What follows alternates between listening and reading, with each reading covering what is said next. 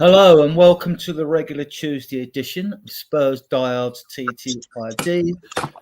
Until I die, yeah, and we're not dead yet, and we're still Tottenham, and we got another defeat to talk about. So, well, we have to brave ourselves when we do these shows, especially we've had so many defeats this year. Right, well, we'll get straight into it. I'll introduce the guest. I've got Kev. How are you, Kev? Yeah, I'm fine, thanks, Adrian. Ian. Yeah, all right, yourself? I've got feedback. Is it coming from me? Is it coming from somewhere else? Let me talk. Say something, Ian. 1 2 1 2. That sounds okay. I've just Has it got gone? some feedback. I think the feedback's gone. Maybe it's settled down. All right, so I apologise to our viewers and listeners. Right, so now we've got the post-match Forest 1, Spurs 2. Another defeat for us. So, Ian, how are you anyway? Yeah, I mean, personally, I'm fine. Thankfully, at least relegation isn't an issue because, let's be honest, our form is worthy of going down. Thankfully, the Premier League has 3 or 4 really poor sides. And there's every chance now we will finish 17th. And it's totally unacceptable. This squad's better than that. Yeah. But we are in a European semi-final. Whether this team under this coach is capable of winning it, I don't know. Whether the players are up for it, I don't know. Whether we deserve to win it, I don't know. But the reality is we're in a semi-final. You're in a semi-final, you've got to have a better than a puncher's chance of winning the competition. I know this. The Norwegians that we're playing Bodø/Glimt I know mugs, and I think anyone that thinks they're mugs needs to have a long, give their head a really good wobble. But let's be honest. If there was any team in this stage of the competition you'd want to face, it would be them. Albeit, as I say, this ain't no gimme. Pardon my dreadful English, Mum. But it's no gimme, and we're going to have to be far better. Because if this side come to Tottenham next Thursday and get a result and exploit us the way Forest did, Sean, hi. Hi, Sean. Hi, guys. The way Forest did last night, we'll be going there with a deficit, and their form, their home form, is quite spectacular. Place, just south of the, apparently it's a 14-hour drive from Oslo. That's how far north it is. So it won't be easy. They don't lose many games. We have to get a result. We have to go there at least 2 to the good. Said enough. Kevin, Sean, I'm sure have got their own views. Yeah, it's 2 games to win the competition. Just got to win the home game by a big enough score. And then if you win the final, happy days. Right, we've only just started, Sean. We're going to start with the Forest. I'll come straight to you. What was your view when you see the lineup? What was your take on the lineup? It's interesting, actually. I was surprised by the strength of it, if I'm entirely honest. Yeah. I was okay with it. I was okay with it, but it was interesting because there was a lot of players that weren't in the starting 11, but the strength of the team looked good, and it kind of harked back to how I feel about the squad overall. That you can put out a quote unquote second 11 that with our Tottenham squad that is very capable. You can literally replace the entire first 11 with a second 11 that is. I know it's all rotation anyway, but the gap between we used to have the first 11 that was here and then the second 11 that was here, and now it's like that to me. And don't get me wrong, the whole thing needs to be lifted a little bit with a few better players, but overall, I was looking at that squad going, we've made a lot of rotation, but the team still looks very strong. And I was okay with it. I was really intrigued to see Matisse Tell. I was really intrigued to see Odebear and how they would link up with the fullbacks and how Richie would play as well. The only concern I had was whether I thought it was the right idea to play Romero and Van de Ven, not only because of the injury risk, but more because of Chris Wood. He's an aerial beast, and we didn't. Romero and Van de Ven's weakest elements, in my opinion, are their aerial side of the game. So, yeah. Kev, we met before the game, me and Tom and you lot and your friends and all that before the game. Don't think we talked about the squad prior to the game in the fan zone, but you doggy was in a mission. Was that a surprise? Well, I think it probably was, but then he came out for the warm up, didn't he? And so they were just saying, no, they were just. I heard Postecoglou said he wasn't going to play him anyway, so why have him on the bench? I mean, but so that was perhaps a bit surprising. But I think I agree with Sean. I was a bit surprised by the strength of the team, if anything. I mean, I thought you might put Kinski in goal and start with Davis and Danzo, and then bring the others on at the end.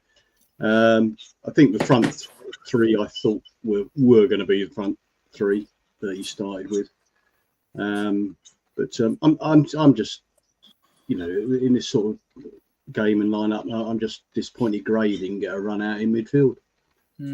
Correct. Yeah, it's really disappointing. Yeah, Ian, and no Mikey Moore either. No, and there was stuff I was reading online that someone was saying they were with the Legends, and Ange doesn't fancy Moore at all. The word on the street is that he wants him to get to the byline and knock the ball across, whereas Mikey Moore wants to express himself, can do a lot more than that. And I'm inclined to think Mikey Moore's right. And if Ange is stifling him, well, it's start again next season. I mean,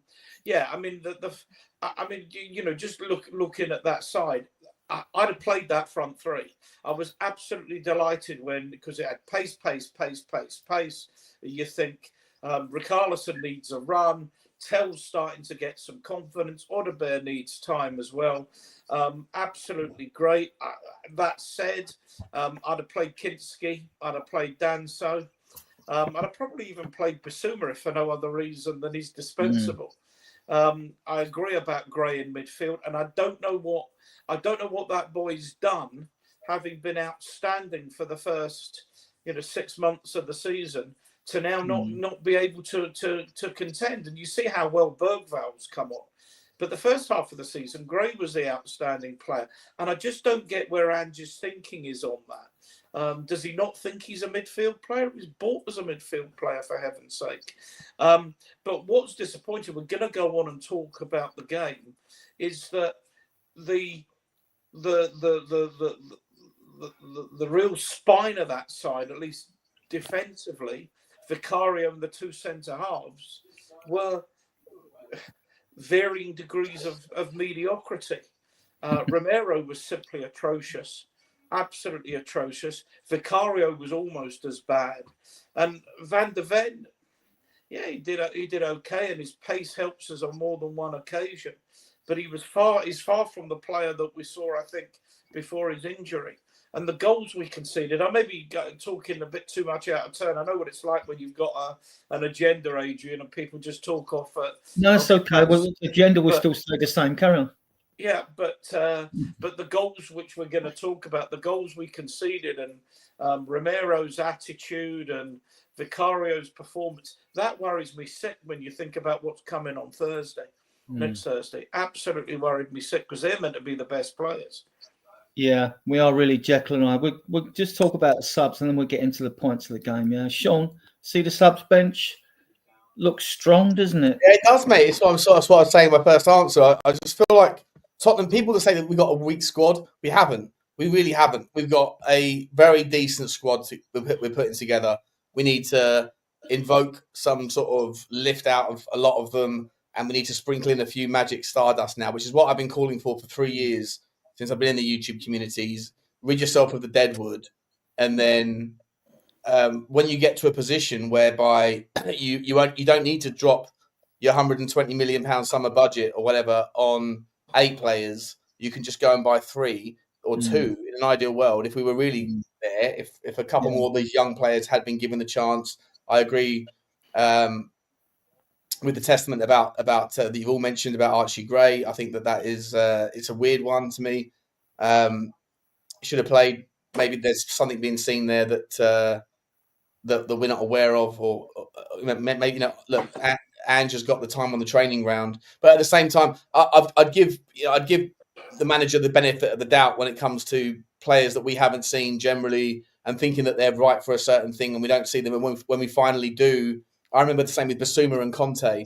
We were like, "Why isn't he playing? Why isn't he playing?" Then we finally saw him, and when we realised why he wasn't playing.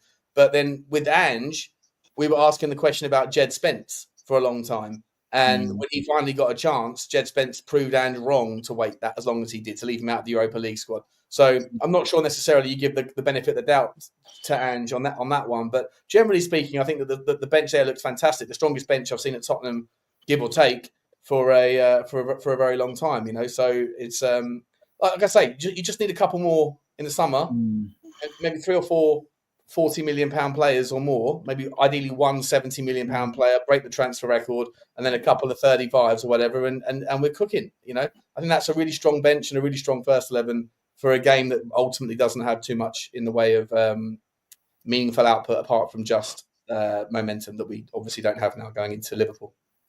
Kev, we all like to play Football Manager and pick the players and why wasn't he picked and why wasn't he playing and why wasn't he left out of the side and why hasn't he been sold and things like that. But it seems to me that Angie's go-to 4 out of the midfielders seem to be Decky, Maddison, Bentancur, whether you're a fan or not, I am, and Bergvall.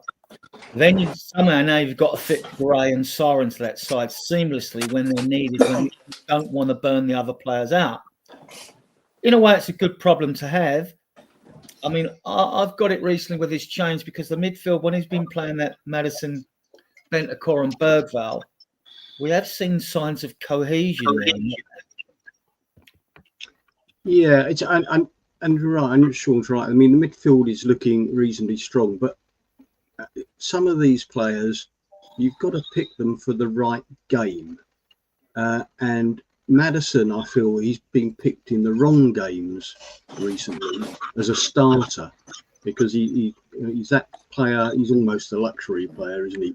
But he's the player who can pick the pocket if necessary. But when we've been, up against it, he's probably not the best player to have there. So I do think these sort of starting 11 selections sometimes, I'm thinking, especially in the midfield where he's got all the choice, I can't see it sometimes. Bentancur, last 2 or 3 games, he's got better, but he was being woeful earlier on in this calendar year.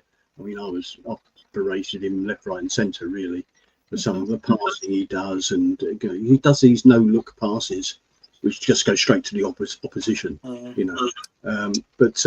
But yeah, I think there's a good strength there, and obviously Bergvall is our main. He's almost our main man now. He is. Yeah. He's been a tour de force, since in the second half of the season.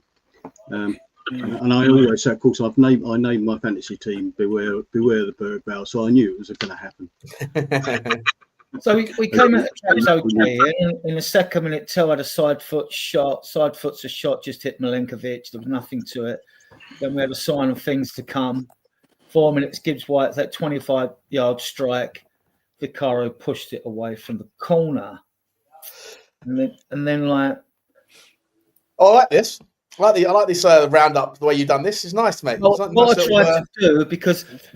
I tried to do is give the viewers and the guests a tone of how the actual game was, because when you win or lose a game, people's perceptions suddenly automatically change when we lose a game to when we win anyway. They do when we win, we get overexcited, but just to look, this is what happened, guys. These are the facts. This is what we try to do it. So did you write this down as it happened, or did you go and get the notes after the fact? No, I get these off of One Football afterward, going through the stats and going through the review of the game. Nice. the live ticker and that. Then I go through and just take what's relevant.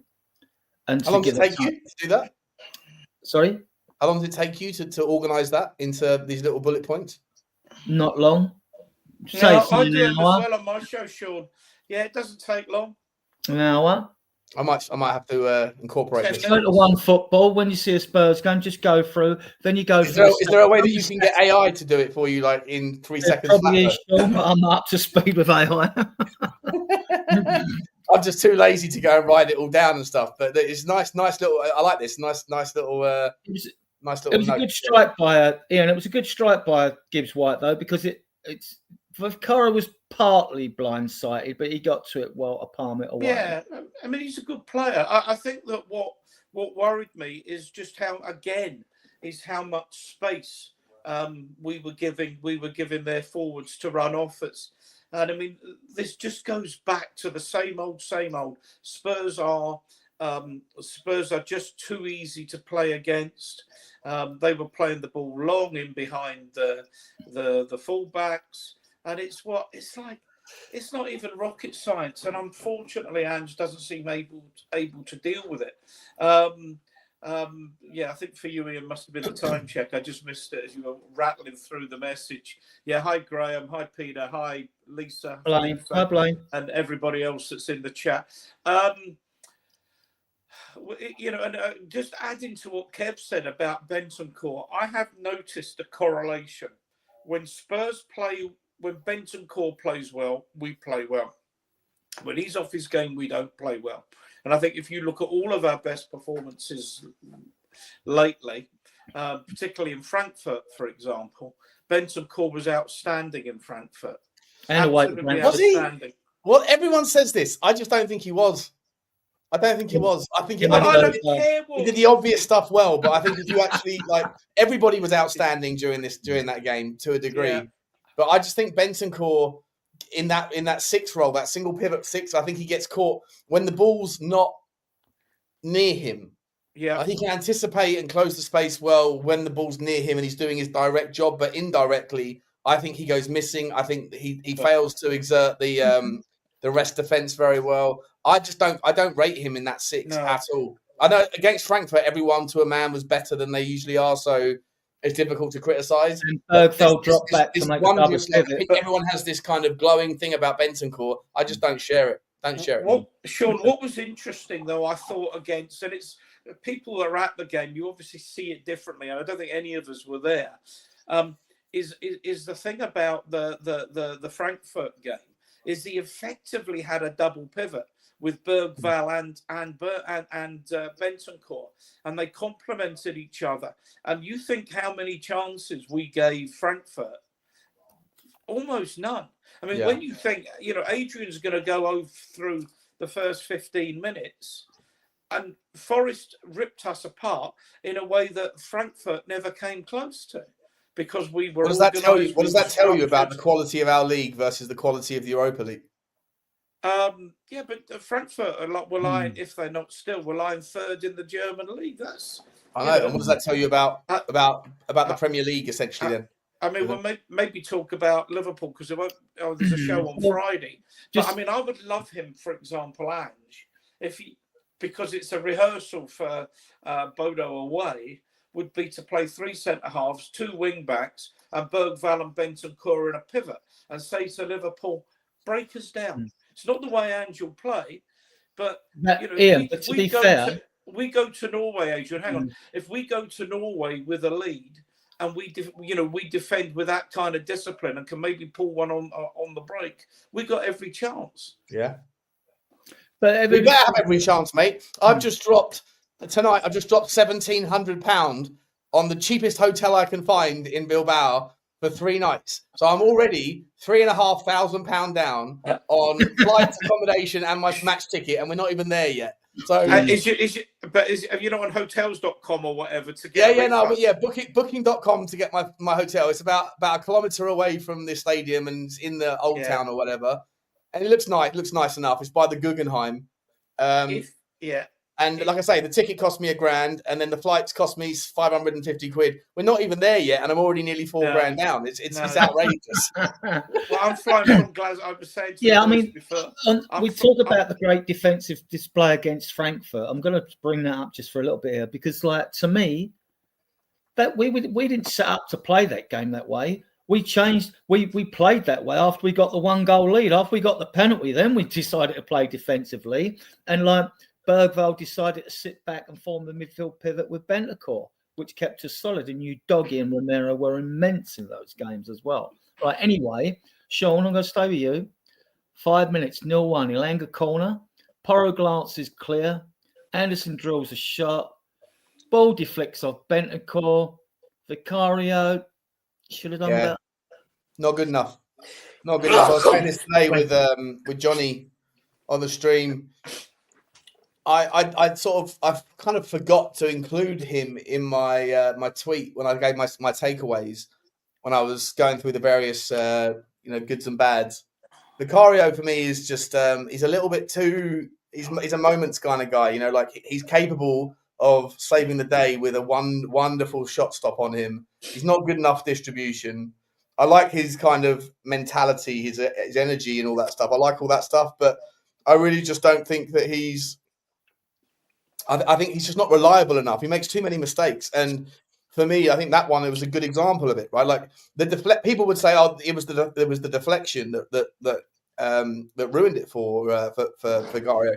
I don't think so. I think the deflection made his attempt to save look better than it actually was, because if there's no deflection, then that ball goes top bins, and Vicario's made the dive low before the deflection off of Bentancur's thigh happens. And so he's dived low, and that ball is going into the top corner.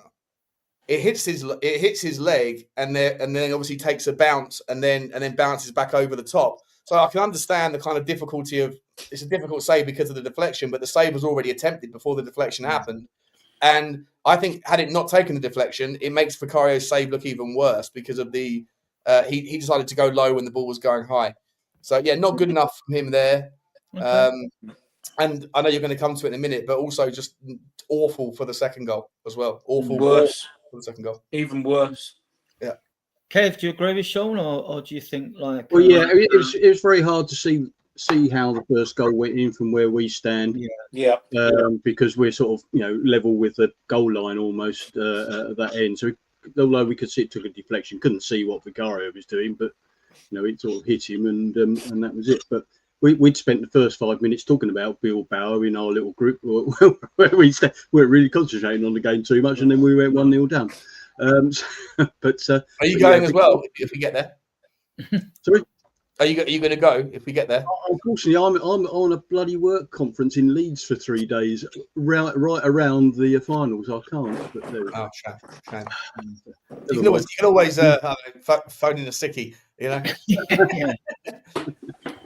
It's probably costing them more to send me there than it would be for me to get to. Fair enough. Yeah. So we should. Vicario was not good in that first half, on that first 10 minutes. And then Ian, if that wasn't bad enough, it's not so much that this goal was disallowed. Who's tracking the runners? Who's tracking the runners here? No one was tracking the runners. And a lot of this comes down to, and this is where you start to say, look, I'm Andy's biggest fan, but I can't defend the indefensible, where players that, we're told there's no proper coaching goes on there. And it was we fail so often with the basics. I'm hearing an echo again. With the sheer fundamentals of the game, I'm going to have to log out. I'm hearing myself echoing, and I want to. No, it's gone. I was hearing it as well, but I think it's gone again now. I think you're okay. It's gone. And to be honest with you, it looked offside on the live. Kev, you'd have probably been a bit low to get a particularly good view, but I thought it was offside on the live, and I'm disappointed that the number of errors that officials are making and relying on VAR to bail them out. But I need to say something about Sean. we were saying this before we went on air, before you came on. On Thursday week, if Manchester United go out, there will be a glut of accommodation suddenly released back onto the market, and the prices will plummet. I mean, Do you know what? I think you're right, but I don't understand everyone says this, but when I go on booking.com and I find a hotel, there's no option to it's always like if you book it like you're paying for it. There's no ability to pull out. So I don't know if I'm missing a trick, but like this, like because I know Barry, Nick Collison, he always every year he goes, and as soon as he finds out where the Champions League or the Europa, whatever tournament we're in, the final is, he goes and books like 2 hotel rooms or whatever immediately on the off chance that we get there. And I don't understand how he gets and how people can book these things with refund policies, because whenever I try to do it, there's no refunds. It's just you pay if you buy it. You know, you're going to be there or otherwise. You know, or you don't. You don't get money back. Does the same thing, Kev. A mutual friend of Kevin and I's. Get a cheaper room, Sean, and sublet your room out. yeah. That's what 100%. That's actually what I do. You know, that's what I do. I'm flying into Alicante. I have a place just south of Alicante. So if the worst comes to the worst, we'll just go there. Otherwise, my partner wants to come. I didn't take her to Madrid, and she's still never forgiven me for it. Is that we'll drive up to, I don't know, Zaragoza or Pamplona or whatever, about 4 or 5 hours. That's about maybe a 3-hour drive, somewhere about 2-3 hour drive anyway to Bilbao, and then head up in the morning. What we'll do overnight, of course, unless some cheaper accommodation comes up, because I'm not paying £1,000 for a room for a night. Well, mine's 3 nights. I'm there. I get there on the Tuesday night. The game's on the Wednesday, and then I leave on the Friday. So it's like £500 a night or something. But yeah, I mean, also obviously I'm going by myself, so I hope that somebody within the Tottenham community will need a room, and they can give me half the money. But I'm going to obviously price gouge the hell out of that one and say, yeah, it's fine. You can come and bunk with me, tops and tails, but it's £800 a night, so I can make my money back. Right, staying with you, Sean. 14 minutes. Porro had a snapshot blocked, and then this happened. 16 minutes. Alanga crosses. Vicario fails to collect, and Wood heads home. But I don't just blame Vicario for this, because you had VDV there, you had someone else there. I mean, he's coming for places where defenders should be dealing with an issue as well. You know, if he's coming, he's got to get it. That's always the goalkeeping role. And this was between Mickey van der Ven and Sarr was there. I'm not sure if it was Jed Spence that was in front of him, or if it was Spence was behind Van der Ven, then it was Romero. I'm not sure, but there was it was a good 5 meters between the two of them, which is just ridiculous. And then obviously Vicario coming out and making the effort to try and it's on the edge of your 6-yard box. If you're going to come, you have to win it. If you don't, it's on you. But I do share your frustration with the defenders. Mickey van der Ven was slow off the ball. For what it's worth as well, Pedro Porro started that whole thing by missing the run at the on the set piece. Yeah. You know, not good enough from him either on the night. No, we just had a shot at the other end, didn't he? Yeah. Yeah. So if that wasn't bad enough, so on 20 minutes, Odebert shoots, Tell tips it wide, just a decent shot. Then 23rd, Porro crosses, Tell heads over. And we were in this game. I mean, in 25 minutes, Kulevalski 25-yard strike, Tell catches the ball, wasn't the hardest of saves. You know, then we move on. 31 minutes, Odebert drills the ball across the box. And neither Tell or Kulevalski get on the end of the ball, which goes wide of the far post. I think they nearly collided, these two, But this is what is supposed to happen, though. You're supposed to be coming in, either or the winger on the far side is supposed to be coming in on the far post anyway. So we got in some good threatening positions. 40 minutes. That was a lovely ball across the box. That was really very good. Mm-hmm. But there's something that was Odebert's first little glimpse, and I was like, "Ooh, interesting," because I do believe that those two. I think most of the of Ange's first 11 is settled for the Bodo Glimt game, but I would argue that Matisse. I said it before the game. I said Matisse, Tell, and Wilson Odebert are probably looking at those two spots for different reasons. And Will Snowderbear's thinking, if I rock up here, if I put in a good shift and do what wingers are supposed to do, rebalance the double threat, the war on two fronts thing, then there's no reason why he can't make a claim to be in front of Brennan Johnson. But then, for the other reason, Matisse Tell's probably sitting there thinking, well, the only way I'm going to get in front of a fully fit Sonny is if I put in some worldies now between now and when Sonny comes back. And he's only got, last night, Liverpool to figure it out, because I'd imagine that Sonny will be back just in time. And for me, I think both of them put in a brilliant performance, and I would like to see both of those guys start ahead of Sonny and Johnson in the Bodo game. Yeah, I wouldn't disagree with that. But what I was going to say is, what's missing from all those headlines you've just put across there, Adrian? It's our centre forward. Where the bloody hell was he in the first half? I don't think Richarlison touched the ball hardly in the first half, did he? Yeah. And if the crosses were coming in, he should be in there challenging for it, but he wasn't. We'll come on to players' performances. We don't do ratings here. We just discuss players in groups like that. So, Ian, on 40 minutes, Porro cross. This was a good chance from Cho, and he just blasted wide, right?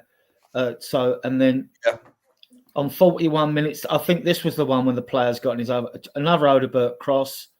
The amount of crosses we put in that game, I'll come to its stats, might surprise you. Richarlison and Sarr getting each other's way. 42 minutes, Richarlison booked. 44 minutes, Tell cross. Richarlison headed wide. Right, that takes us to half time. I want to go through the chat. Overall, your thoughts on the first half, Sean? Want to go through the chat? Yeah, like you say, over the whole game, more crosses than my 11+ exam. It was insane how much possession we had. But the first 20 minutes were all Forest. The damage was done, and after that, Forest do what Forest do: sit in, keep it tight, and then we have to break them down, and we struggled.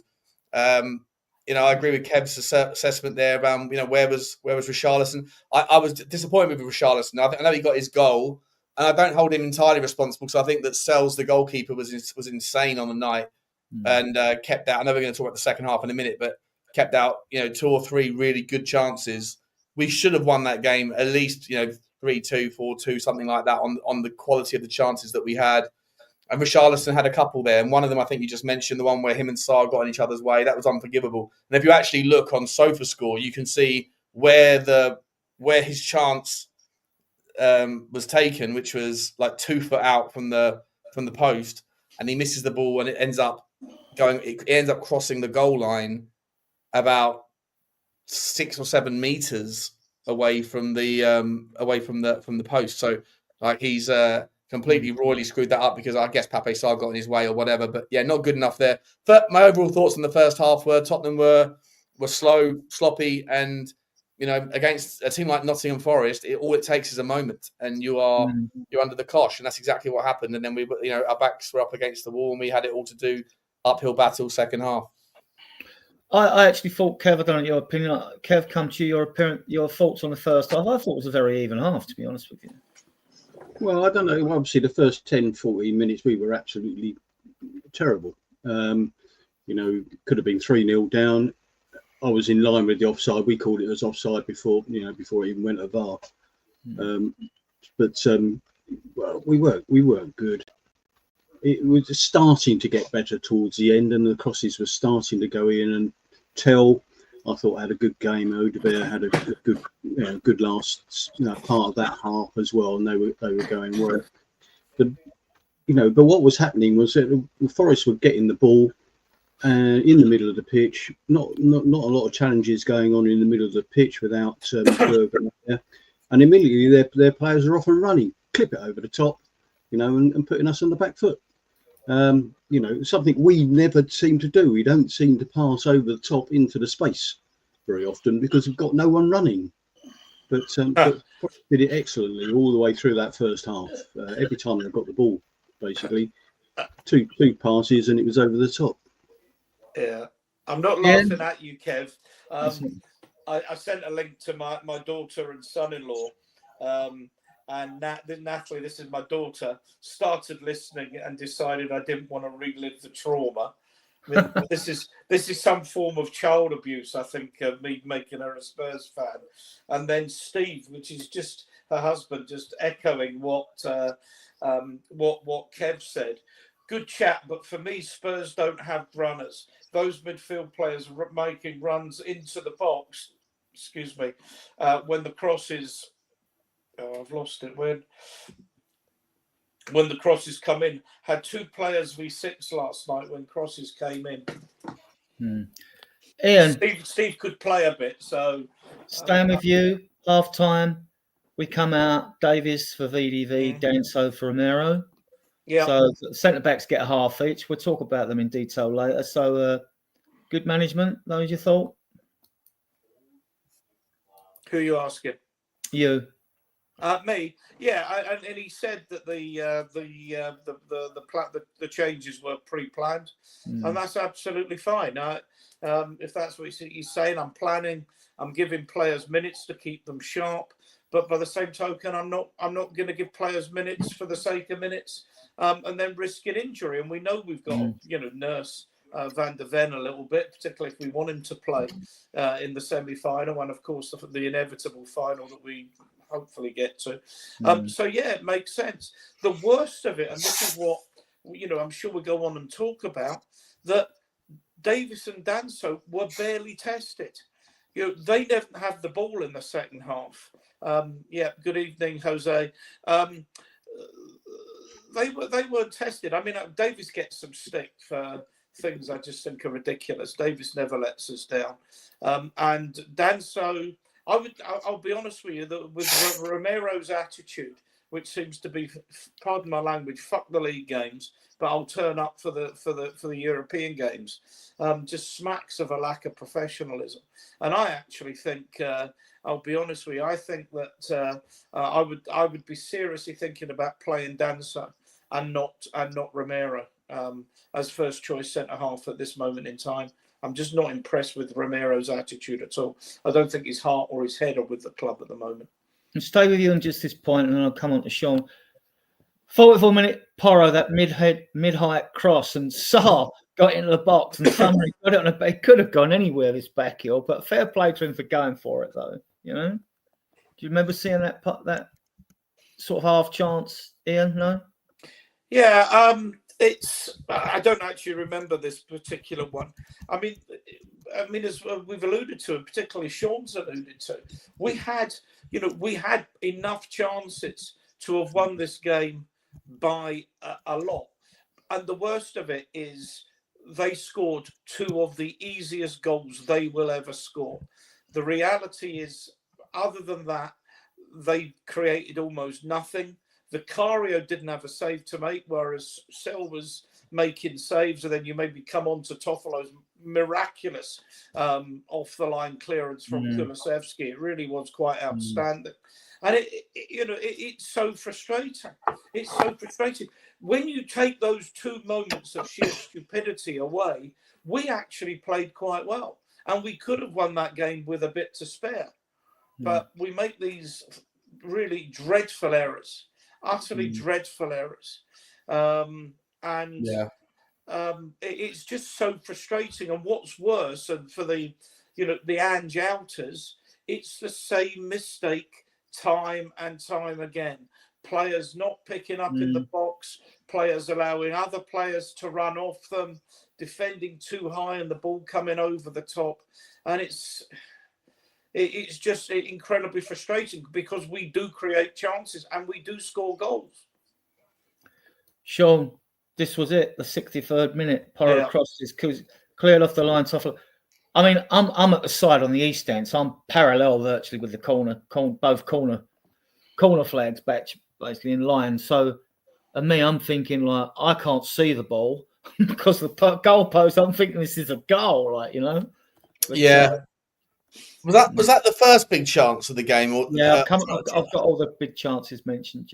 That was obviously a big one. Great header from Kulu, from Deki, and I mean, it's just one of those things, isn't it? Like everything fell from Forest on the day. On another day, like I say, I agree with Ian. Like that game could have been. A lot of people saying, we didn't deserve anything. we reverted back to Ange ball type A bollocks.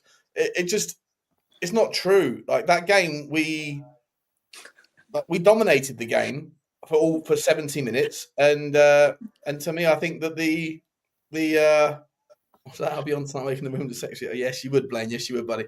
But for me, I just think Nottingham Forest just had the rub last night. They had the rub with that moment. Fantastic clearance off the line. There was a couple. I know you're going to come to these chances in a minute, but the wonderful save from Richie's head. Even when they smash the ball into their own player and it falls to Richie, and Sells comes out and smothers it. Like all of those things on a different day fall a different way. There's no way that anyone could sit there and watch that game and think that Tottenham didn't deserve something out of that game and be. This is the incident you're talking about, where the ball deflects into Richardson's path and Sol comes gilt edge save. Yeah.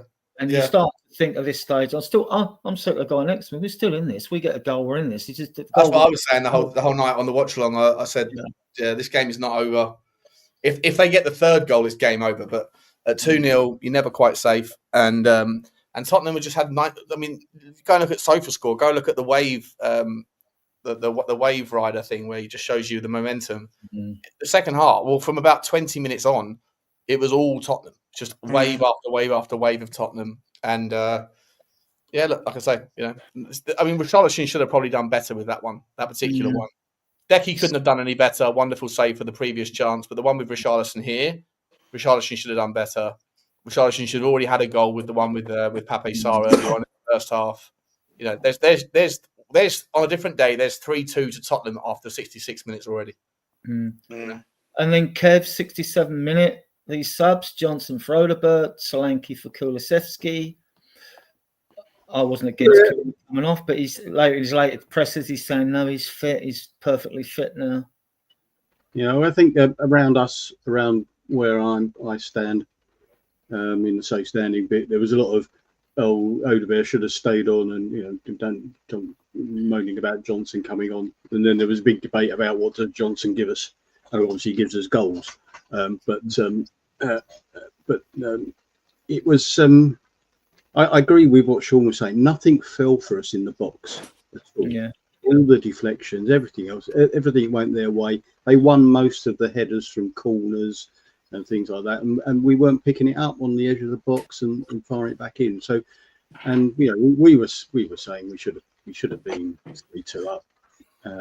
Probably won it 4-2 in the end or something like that, because I was when he was talking about Danso and when Davies coming on, Danso had a few wayward passes when he first came on, whether or not it's rustiness and back from his injury or not, but he gave the ball away two or three times from the start there. But I think, Solanke coming on and then playing two up front in the middle, that was different. That was plan C, obviously. Yeah. Good point. Actually, no one's talking about that. No one. No, as far as I've seen, there's very few people that are talking about that as a tactical adaptation today, and they should be. And I forgot to mention it, to be honest, on my show. First time we've seen two strikers on the pitch. Did we go back to? Was it a 4-4-2 we went to in the end? Was that what that was? A 4-4-2, old school 4-4-2. Yeah, I think it was. Well, more like 4-2-4. 4-2-4. It was more like 4-2-4 because Johnson wasn't going to sit back, was he? He never does. Yeah. So 4-2-4. Yeah, wow. Yeah, you don't often see that, do you? And we'll talk about we'll talk about the game, individual performance later. 72 minutes in, crowd are going, shoot! They usually do whenever we get near a penalty area, like. Then so that one actually was a good hit, you know what I mean? It was a good hit. He get it clean, but it's like he just come across the ball a bit too much and it flashed wide. And then this chance, 80 minutes, Porro cross for Charles Sells, good save low to his right. I mean, it was a good save. I mean, he played well, Sells, didn't he? I mean, you can't knock him. Yeah, he did what goalkeepers do, didn't he? It's a good save, but does a top striker actually bury it? Does a top striker get more on the header, more into the corner, more power, and put it away? I might be being over harsh. I just, you can't keep being unlucky, as Richarlison often is. It was a good header, but it wasn't a great header. I think although it'd probably be gone in the summer, I think he's better in the air than Solanke. Solanke's only scored 6 goals with his head in about 160 odd appearances. But Solanke's got better close ball control, I think. Right? Better passing, better connectivity, better everything. The only Richarlison's better at heading, but that's it. He's just better at the shithousery and like and heading You the look ball. at shithousery. Yeah, let's not forget shithousery. Sorry, Sean. You look at Solanke's career stats. He is not a header. He doesn't score with his head. That is not. I saw a feature on him. On I think it was 424 Funny Enough magazine, but it was a video analysis of where he scores his goals and how he scores his goals. And very few are with his head. He's never been a header of a ball, big-headed scorer with his head. Never. Mm-hmm. And then, you sort of think this isn't going to be our day, Kev, do you? 80-minute Johnson cross. Williams shins the ball past Sells, and that wouldn't even go in off an goal, No, it wasn't. I got that one as well. Yeah, wow. Yeah, I got that one. Nothing fell for us in there, but nothing. And that sort of thing. This is why I like to do these moments in the games, because it just gives a truer perspective of how the tone of the game, because I know it's like when we lose, people just want to go negative, right?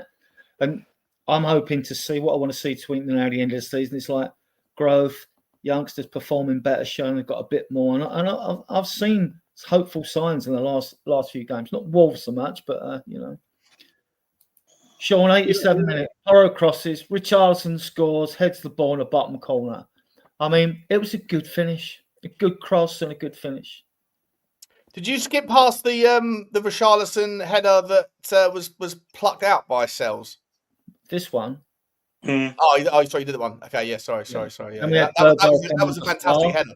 Fantastic header from him. Sar's everyone's favourite player after VDV at the moment. So this was it. And then again, the goal was fantastic as well. The goal was fantastic. If he walks away from that game without a goal, you're kind of scratching your head. Look, I've sort of grown to like Richarlison, but I just don't rate him at his all-round game. And I would have liked to have seen last night Solanke be able to connect the dots a little bit with the kind of the connectivity passes better than, because Richarlison, as much as he had a lot of chances, he also was responsible for a lot of overhit passes, underhit passes in the connectivity stages in other stages of the game. And I just don't think I don't think he's well rounded enough for Tottenham for what we want to achieve. But he is good in the air for sure. He's good in the air. He scores goals as well. Like you can't hate the guy. Kind of like Brennan Johnson. I don't really rate Brennan Johnson for anything other than his output. And Richarlison, for what it's worth, when he plays, he does score. He just doesn't play very much. He doesn't do Johnson, very much. 16 goals and 3 assists. Solanke, 12 goals and 8 assists. Son, 11 goals, 11 assists. Right? Yeah. And then your Madison's about the same, 11 goals and 11 assists or 12 assists, something like that as well. Yeah, we spread them around, don't we? That all looks good on paper and with third highest goal scorers or whatever it is. But it's when you look at my biggest concern with our team, even though you say we've got 2 squads, we have, but our front three is so clunky because it lacks cohesion. I mean, it looks disjointed. We still score goals, but we score them in messy fashions. There's none of that sort of, in the past, the older guys, you'll know, you had that sort of a telepathic play between strikers. They just knew where a player would be to tap the ball into this space or whatever. And we just haven't got that cohesion and fluidity up front at the moment. So on to games management, Kev. Do you think he got it right? Just wasn't his day or what? I think as you said earlier, all the subs were playing. We called virtually all the subs came on in the second half, and the timing of them. We were saying, well, Bergvall will get 10 minutes at the end, and so I think he couldn't have really done much more than he did with bringing on the subs at the time. He did some, because he made them at half time. He made them midway through the second half, and then he threw one on at the end. When we were pressing, perhaps we could have got Bergvall on a bit earlier, but he was standing on the touchline for about 5 minutes whilst the ball didn't go out of play. You know, because he as soon as he came on, he was a catalyst. And to be honest with you, when Richarlison headed the ball in, Bergvall was right next to him, and I thought Bergvall had scored initially, but because he was there, he was doing everything again, you know, in that bit. So. Yeah, and I'll come to you all with your comments on the stats here, right? This is the stats. Yeah. 70% possession to their 30. Yeah. Split shots on target to 3, but we had 22 to their 4. Mm-hmm. We had 7 corners to their 1. No offsides to their 3. Tackles, 14 for us, 30. Clearances, 17 for us, 54 for them. Interceptions, 7 for us, 9 for passes, 5-2-6 to 2-4-3. Yep. Pass accuracy of 94% to 68. At crosses, 52 for us. I mean, like, even me with the eye test watching the game, I'm so used to not putting crosses in the box. I would never believe we had 52 crosses, right? Fouls, 11, 12. What I take from these stats, what a positive I take from these stats is, although we had a lot of passes, we were progressing the ball with our passes. We weren't faffing about at the back. You didn't see us get caught at the back and them situations, faffing about to get rid of the ball. And I thought, they've worked on this. There has been some work done, and there is a positive to take from this. I think you could reproduce these stats in other games. We're winning games playing like this, but it's just so frustrating that. Let's hope with footballing gods of saving all their luck for us in this Europa League, like, because we seem to get punished for every mistake we make, you know. And yeah, reality is, everything about this game comes down to the fact that we gifted them a 2-goal lead. We gifted a very good side a 2-goal lead. Yeah, that's where everything. I mean, I agree with Kev. His game management, his substitutions were fine, but you want to tear your hair out. I haven't got any hair left to tear out, but you want to tear your hair out with the.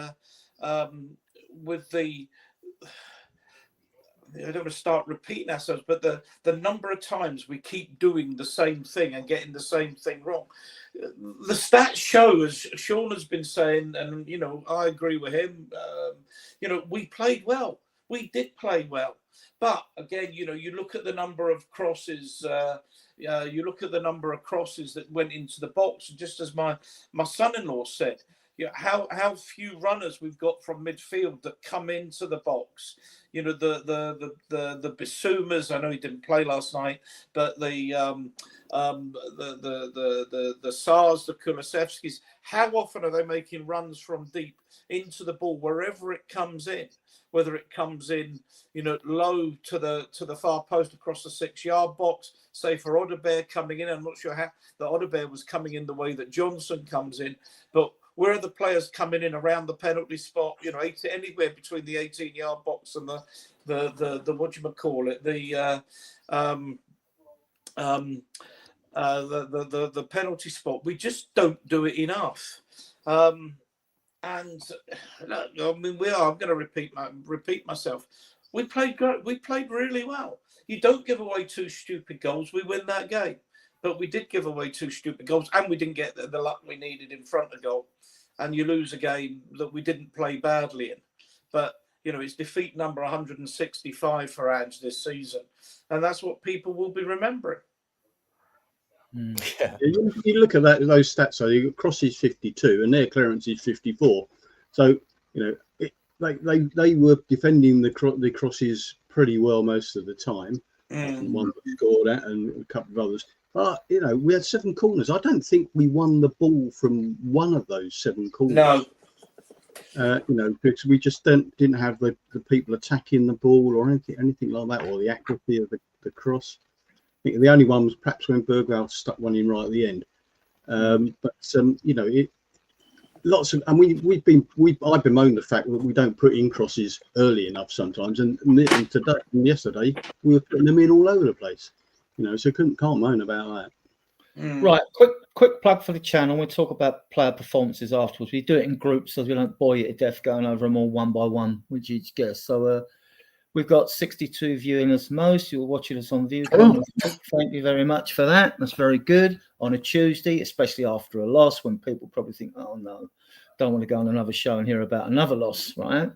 But we try to be balanced and mature on Spurs Diehards here, and give you, the right sort of a show, the right sort of balance, which is fact-based. We pride ourselves in facts, and we'll always post links to facts in case people doubt what we have to say. So we thank all you viewers. We thank all your comments in the chat. If you've got any questions in the chat, get them in. If we've got time, we will take them. We like to involve the chat as much as we can. You can find us on a Facebook channel. You can find us on a Facebook page. You can find us on XBomb. And those of you here know you can find us here. Also, Sean's got about 3 channels. I haven't got the links up for Sean's, but Sean, you want to plug your channels here at the moment, where they are? Oh, yeah, Spurs Talk Show on YouTube and Twitter, and Sean Butler TV, which is, it's sort of reshaping itself into weird things now. I'm going down conspiracy rabbit holes and all sorts of random stuff. It's just a bit more about like things I'm interested in than just football. It started off as football finance, but now it's a bit of everything, including football finance.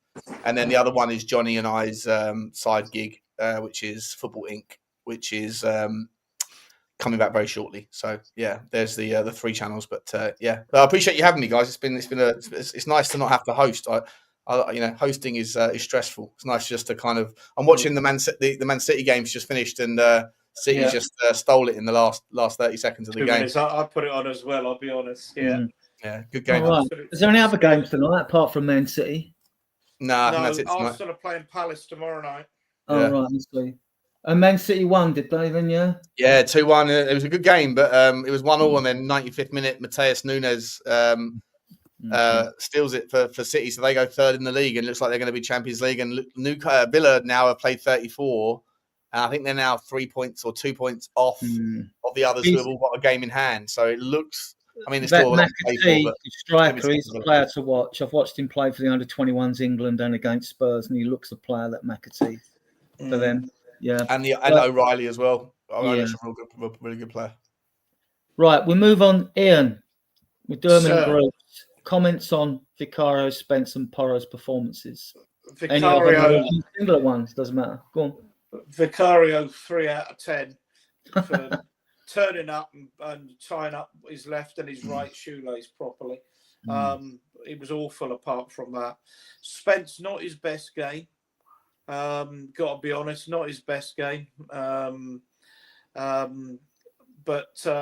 Porro, Porro's taken a bit of stick. I thought he was the only member of the back 4 that, for me, gets pass marks.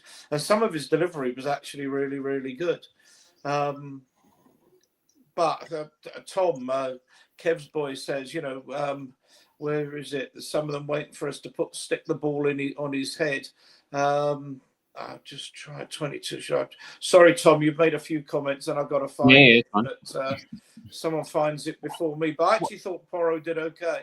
Of those 3, I thought Porro was okay, but Spence was only average. And I'm afraid that that's one. There you go.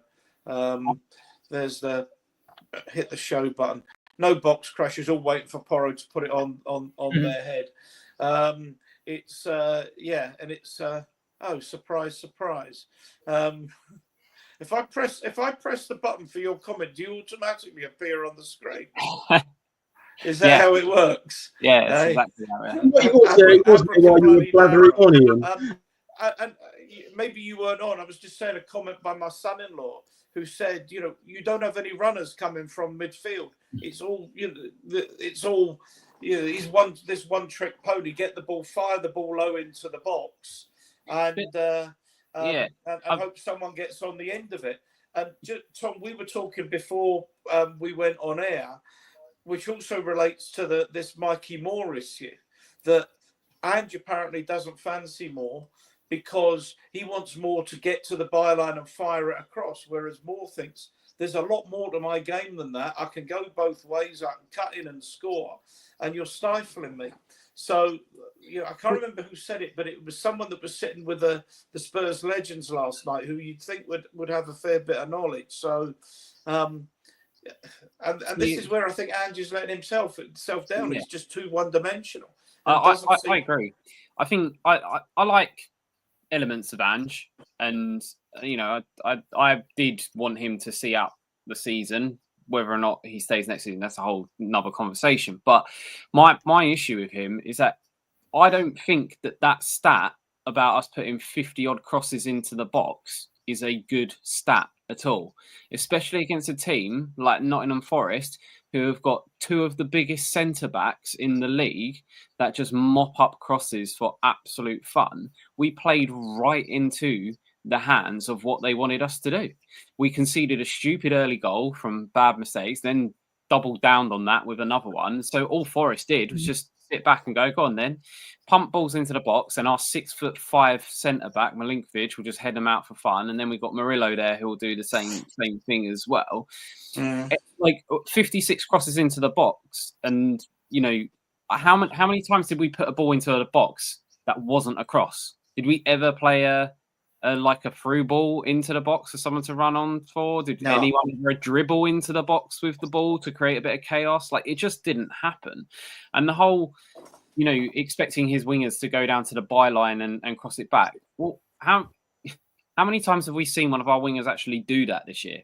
Not very often, because none of our wingers are wingers that can take on a man and get down to the byline and cross them in. And the thing is, if all your wingers are ever doing is that, it becomes predictable, which becomes incredibly easy to defend. Whereas if you had, actually where Odebear and Tell were having a bit of success yesterday, is that Odebear was sometimes coming inside and then sometimes going outside. Tell was sometimes trying to go around the outside, sometimes trying to go the inside. It creates confusion with their fullback that's trying to mark them, and therefore then they don't know how to defend. Whereas if you're just always doing the same thing over and over again, it becomes simple. Like Nottingham Forest, I'm sorry, but they probably spend all week going, right, let's let them have the ball out wide and we'll just practice defending crosses into the box. And when you've got a 6'5" centre-back in Milinkovic, who isn't a mug, he is a good, solid defender, one that we was interested in under Mourinho. And we just played right into their hands. Sean, on these three, with Vicario, it makes me laugh a bit, because whenever he makes a blunder or a mistake, he's always going, come on, lads, as if he had nothing to do with it, right? And then Spence, I thought, had some good link-up play with Tell. And I know we spoke on the phone earlier. I think Porro's is superbly technically gifted. I think he's a superb player. But I'm not sure he's a net gain for Spurs. He's either good contributing with us getting goals when we're winning games, or he's at fault when we conceded them. I don't know how you evaluate him at the end of the season. We will do a season's review on this podcast, like I'm sure you will on yours, But what do you make of these three? Yeah, I think I spoke about them earlier. I think Vicario is a bit of a liability. I don't get me wrong. I like him. I like him as a guy. I think he's a bit of a leader. Certainly, like all goalkeepers, don't like taking too much responsibility. I think he's got a worldie in him, but he's also got a massive mistake in him as well. And I don't think he needs to level up a little bit. He needs to mature into a guy that's more commanding. It's always the same thing with him. He makes mistakes when he with set pieces and crosses. He's just not good. He's just not good aerially, and he's not good enough distribution wise. But shot stopping is generally fantastic. If he's got more than a second to think about it, he makes a mistake. Pedro Porro. I like Pedro Porro, I really do, but he's not top 5 right back in the league level, and that's what you need if you want to challenge for bigger things more consistently. Remember he was bought as a right wing back. Yeah, I know. Oh yeah. Well, look, listen. I heard you mention earlier, Ian. Moving to a back three for the Liverpool game, and I agree with you, it's not going to happen. But we saw a back three against Frankfurt. Absolutely. And that was the first time we saw it tried since Everton away. And our squad is capable of playing a back three. We have all of the everything you need to play a back three system. We have it. It also removes the tricky issue of not having a six that's a proper six, because you can let one of the centre-backs, who's the better ball-playing centre-back, move forward with the ball, of which we have plenty of options. Mickey van der Ven is a marauding, galloping, gazelle with the ball. He's fantastic when he wants to drive forward. There's not a better passing centre-back in the Premier League than Romero. And, Archie Gray, if you want to utilise him in that role, Kevin Danso can be the guy who stays back. And then you look at the full-backs, and you've got Pedro Porro, you've got Jed Spence, and you have Destiny Udogie. Two of those three were actually wing backs in their previous roles, and the other one is more than capable of doing both fullback and a wing back. So, yeah, I'm happy with the idea of back three. But yeah, to finish these three off, sorry, Vicario, yeah, good. I like him, but not consistent enough. And always got a bozo gene in him. Jed Spence, I got a lot of time for. I think he's really, really capable. I agree with Ian's assessment earlier. Not his best night, but he certainly wasn't bad. But just defensively needs to. He can also just lapse a little bit of concentration there at the back post, which is a problem. Dare I say it? The best fullback that we've had for back post defensive solidarity in recent years is Emerson Royale. Emerson Royale was fantastic at the back post, with his heading ability and just tidying things up. Yeah, and Pedro Porro, like I say, really good going forward. There's not a better crosser of the ball in the club than him. But all three of them you can mark down on, including the other two as well. The back line yesterday was just obviously sloppy, so not good enough. Kev, I put these four together because they're the half each. But what's your take on the performances of any of these? First 15, 20 minutes, VDV and Romero were all over the show, weren't they? And didn't help matters. And they were always going to go off half time, as we've heard post game. So perhaps and there's all the talk about Romero at the moment. Obviously, not really wanting to be involved in the league games, is he? So he's just after the European games. Davis came on, did what Davis does. My son-in-law, who was standing behind us in the second half, hates Davis. But he like I think Ian said earlier, he doesn't let us down. I think he's a good solid player. Danzo. He come across for that tackle, and I thought he'd get sent off if he didn't make it. Yeah, there's a couple like that. Danzo, a few passing errors, as I said earlier on when he first came on, but he had that cracking shot towards the end. And I like him, and of course I love his first name and the chant that he gets from the crowd. I'm biased like that. Go on, Karen, finish, Kev. No, that's it. Tom, your take on these four? I have a big issue with the fact that it was like, the plan was always to sub them at half time. And the reason why I have a big issue with that is because that's basically Ange just saying, we don't care about the Premier League games, without saying we don't care about the Premier League games. And then in another breath is saying, well, no, we really want to try and move up the table. We really want to do this. But then he's already pre-planning subs with the in mind of getting minutes into the legs of players for European games. I don't mind having a plan before you go in, but surely that plan has to be flexible based on game state. We were 2-0 down. I mean, arguably, he brought on two new centre-backs and then we didn't concede a goal. So that's probably good managerial stuff. But, the game they were never going to attack. Romero, I think he is a top centre-back, verging on world-class if he could sort his attitude out a little bit. But I don't think he'll ever be that player in a Spurs shirt. To be honest, I don't see him in a Spurs shirt next season, whether we're in Champions League or not. I also am not going to cry if we sell him because I just think there's so much baggage with him. To be honest, it looked like to me throughout most of that first half, he was just trying to get sent off without being successful at being sent off. It's just frustrating. He's a frustrating player. But yeah, I mean, him and Van der Ven, they didn't cover themselves in glory in that first half. But then when you've got a keeper who just comes marauding out for no reason to try and claim a cross that he's never getting to, you can't really be helped either. Davis is Davis. I don't really like talking about Davis because I think he should have probably not been at the club a long time ago, really. But he's here and he's fairly dependable. Danso, the thing is, he few right passes, but at least he was trying to make something happen. He was going forward with the ball, and if we ever did go to this back three, well, he has experience of playing in a back three as either the central centre back or the right centre back because he did it at his previous club. So he has that experience with that as well. So, but I don't think we'll ever go back. I don't think Ange will ever play a back three unless he's trying to see out a game like he did against Frankfurt. I know what you're saying, Sean, about it helps our midfield, but it actually makes me worry about our midfield a little bit. I just don't think, like, in a free, being a bit headless and a bit all over the place and not very good on the ball, you can kind of get away with it a little bit more. But in a 2, I do worry that the 2 midfielders would. It depends who the 2 midfielders are. I think is ultimately the thing there. Pat Mate Sarr would not be good in a midfield 2 in any way, shape, or form, because he cannot pass the ball to save his life. I think we should sell him anyway, to be honest. Well, yeah, Bentancur will probably be the best of the lot. Maddison could maybe do it, as he seems like to drop deep, but he wants to free roam.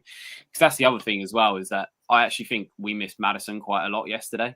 We just had no control over the midfield and no variety in our passing forward, which Maddison like drifts in and out of games, yes, but he does help with variety of passing and stuff. But anyway, I'm getting away.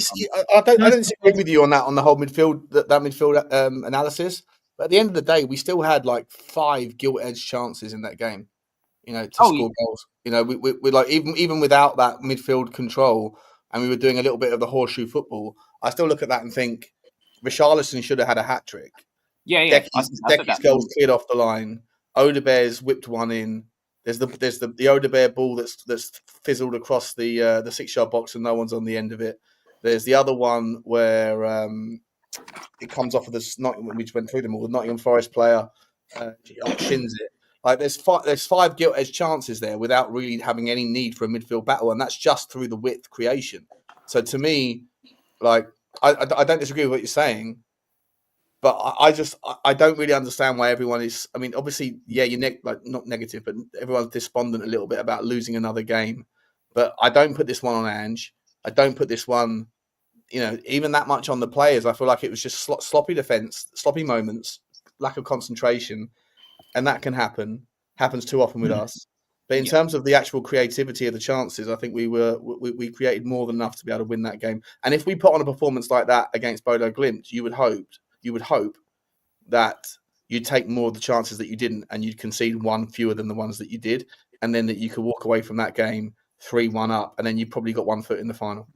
Yeah, and the thing is, I think a lot of it is situational, right? Like if we weren't having the season we were having, and a game like that happened, you just go, it's one of those games. It's like they've Mourinho'd us or whatever it is. You just have those games where the ball just doesn't find the back of the net. I think the frustrating thing is just, I said literally in the stadium that Richarlison should have had a hat trick. That was actually before he'd even scored. I said that he should have had a hat trick by now, which is frustrating because again, you then think, well, if we were creating these chances and Solanke was on the pitch, would Solanke have any problem? But I also am aware that Solanke's not well known for his heading ability. He doesn't really score many goals with his head, but.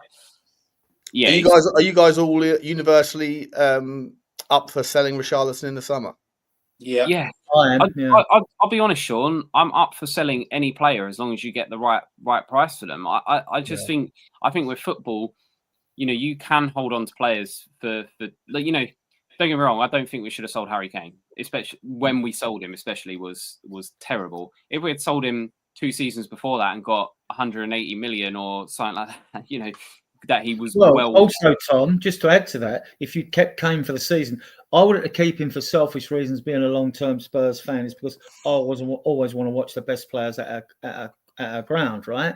But if you'd have kept him, that money you made on the transfer, we might have been in the Champions League, and then you would have saved that money. Well, right?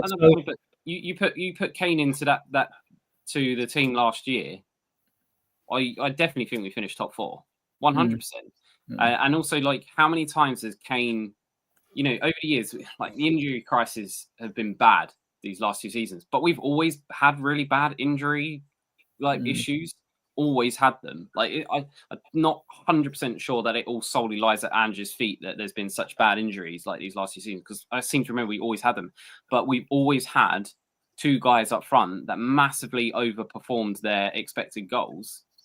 In Kane and Son, and they always dragged you through. Like if Kane wasn't on form, then Son was. There was times where Kane was injured and Sonny dragged you through it. There was times where Sonny was injured and Kane. It didn't happen in the first couple of seasons under Poch. When Poch was at Southampton, he tried the high press, and they didn't have a big squad, not being a wealthy club.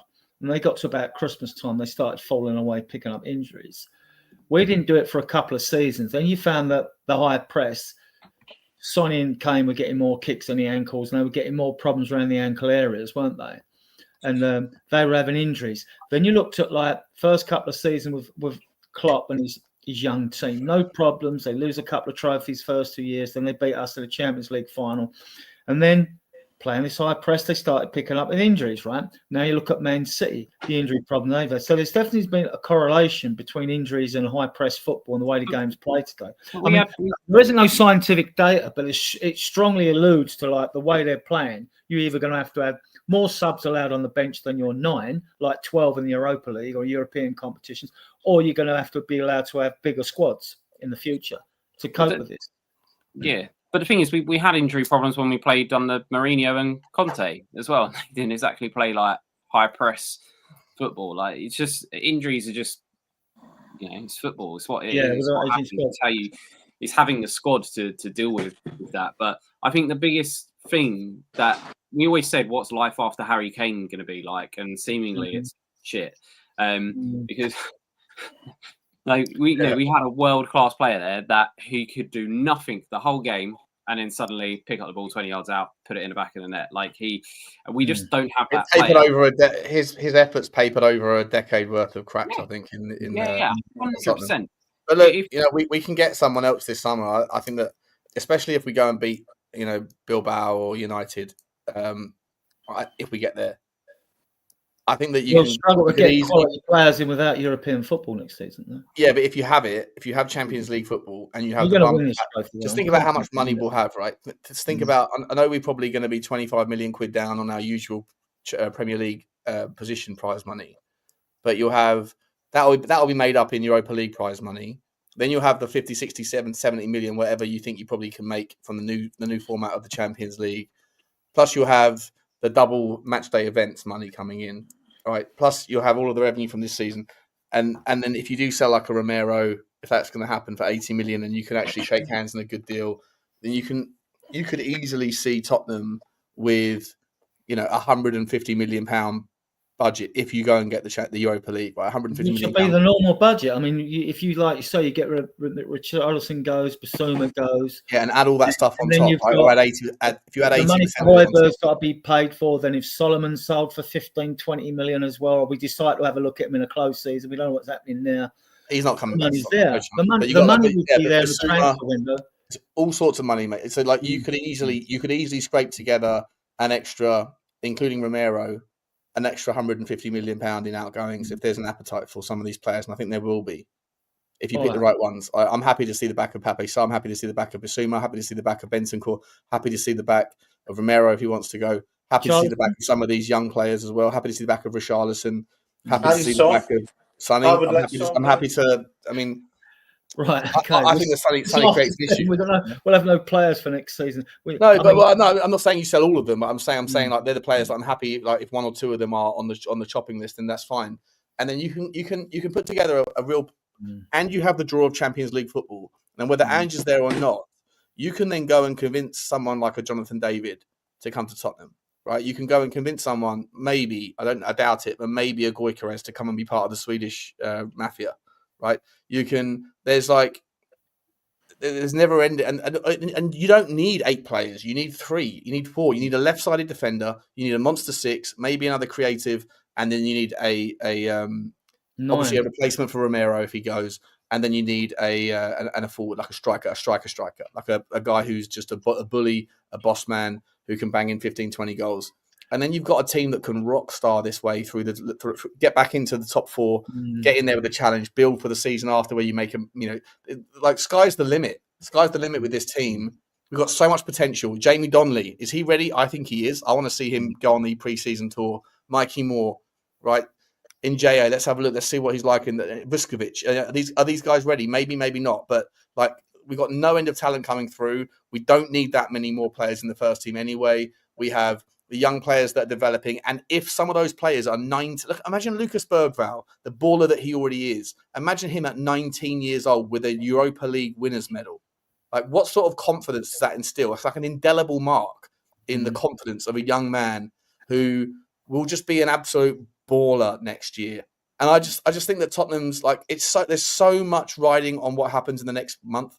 So much riding. It's like a sliding doors moment in our club's. We're going to come to transfers a bit like Ian. These three, your take on these three? Bentancur had one of his ordinary games for anyone that's joined us since the beginning. I've been saying for a while there's a correlation between Bentancur's performance and Tottenham's performance. When Bentancur plays well, like he did in Frankfurt, we seem to play well. When he's not on his game, the whole midfield seems to be disrupted. Didn't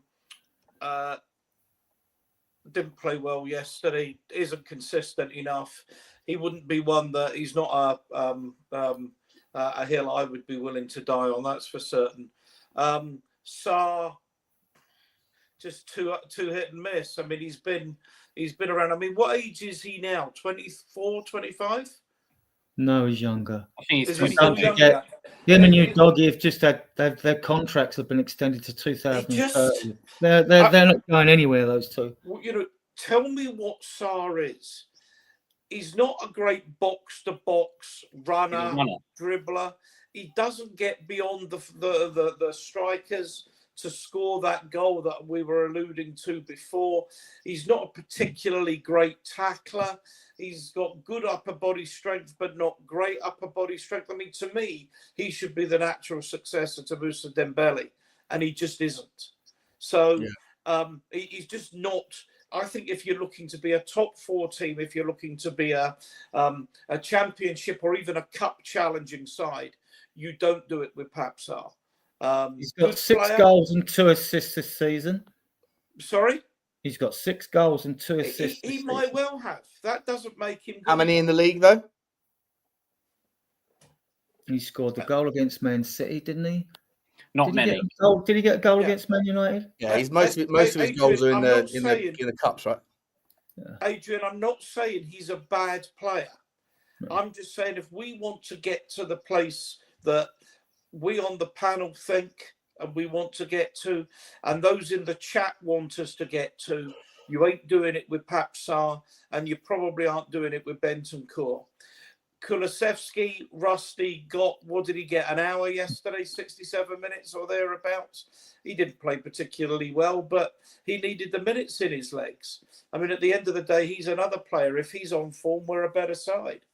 Well, if you look at the midfield, if you're talking there's 4 main midfielders recently have been the mainstays that have done okay, and that's been Kulu, Bentancur, Bergvall, and Maddison.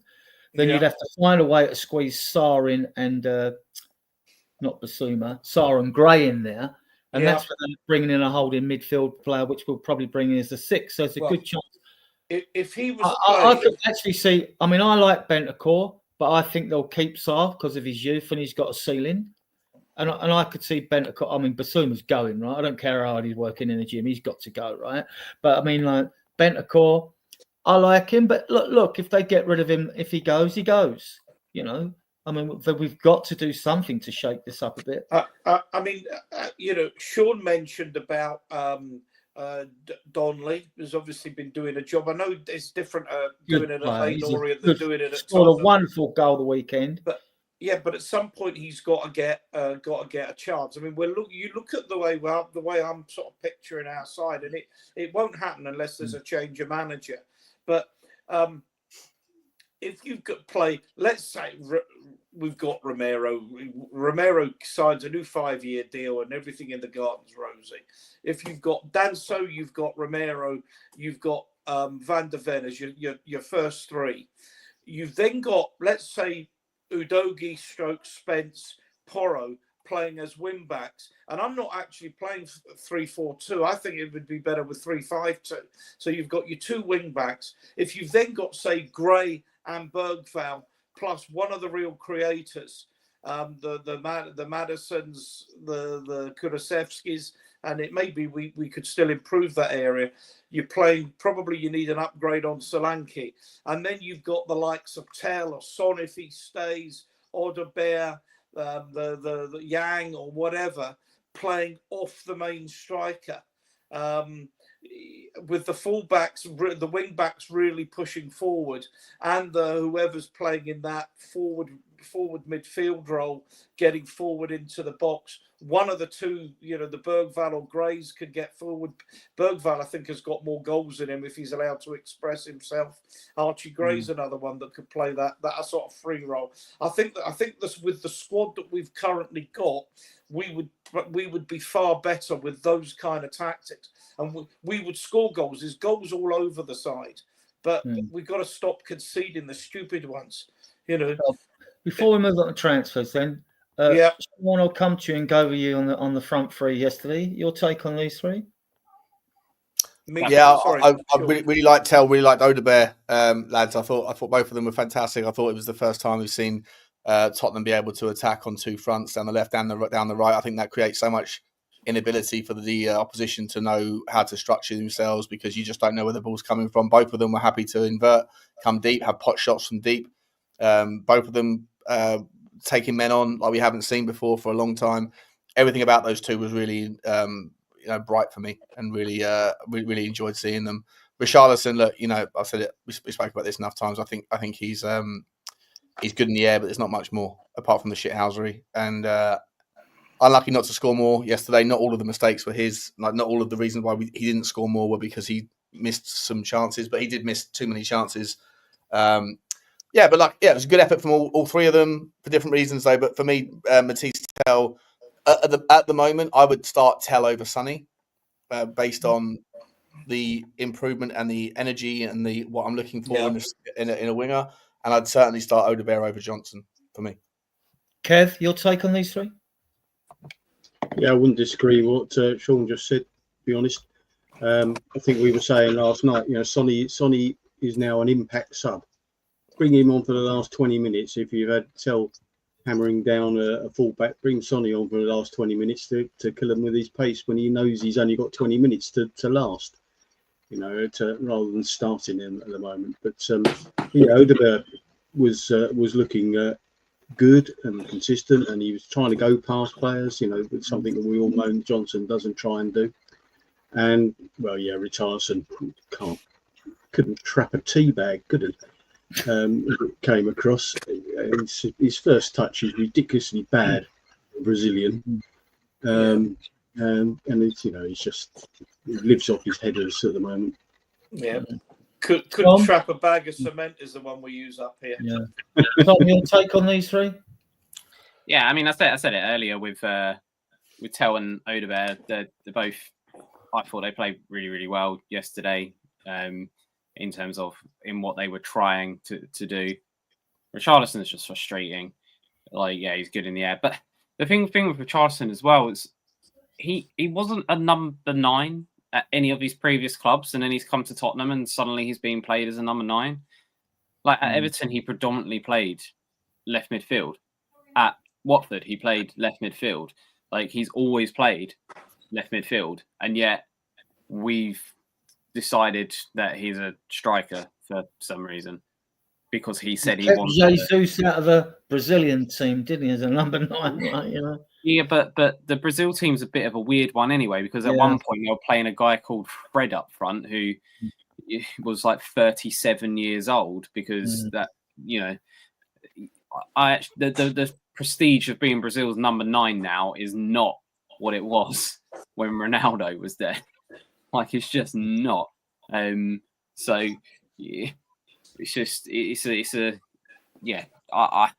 I'd sell him as soon as we could. To be honest with you, it's funny. Someone said in the comments that we should swap Odegaard for Marcus Edwards. That person clearly doesn't realise that Marcus Edwards has only scored 1 goal since arriving at Burnley from Sporting in January. He also thinks the entire squad is terrible, so let's not take that entire opinion too seriously. Lads, listen, boys, I'm going to have to drop off. I'm sorry, I'm falling asleep. I'm so shattered. I've been up since 4 o'clock this morning. On, Sean. I appreciate you guys. Thanks for having me. Sure, thanks, mate. Always a pleasure. No, I really enjoyed the chat, guys. Really enjoyed it. Nice. It's great show as well. I love the timeline of events there, Adrian. Lovely little touch. I'll be stealing it, I promise you. That's fine. See you next time. Take care, everyone. Have a good night. And you, Sean. See you in Bilbao, Sean. See you there, mate. See you, Right. So we're on these three. Has anyone not had a say on this? I've lost track of my thoughts now. Everyone had a say on this? I haven't had a say. I Go mean, on, I think go on. I agree. I think Tell is improving exponentially with every game. Richarlison just not up to it, I'm afraid. And certainly if he's going to play, he plays off a main striker. He's not the main striker himself. Odegaard getting better. I was really delighted to see those three play last night, as I said. I thought they had a lot of pace, but we don't get in behind defences, although they played fairly low. So it wasn't going to be easy. Marcus Edwards, yeah, not a chance.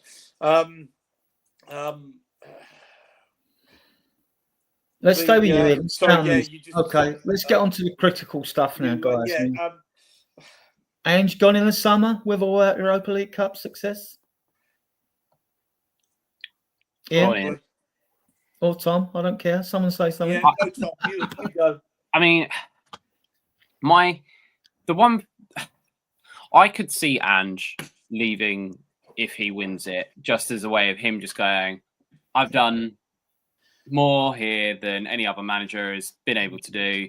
Thank you very much. I don't need the grief anymore. I'll go back to Celtic and whatever it is that he wants to do. So I could see him leaving, no matter what.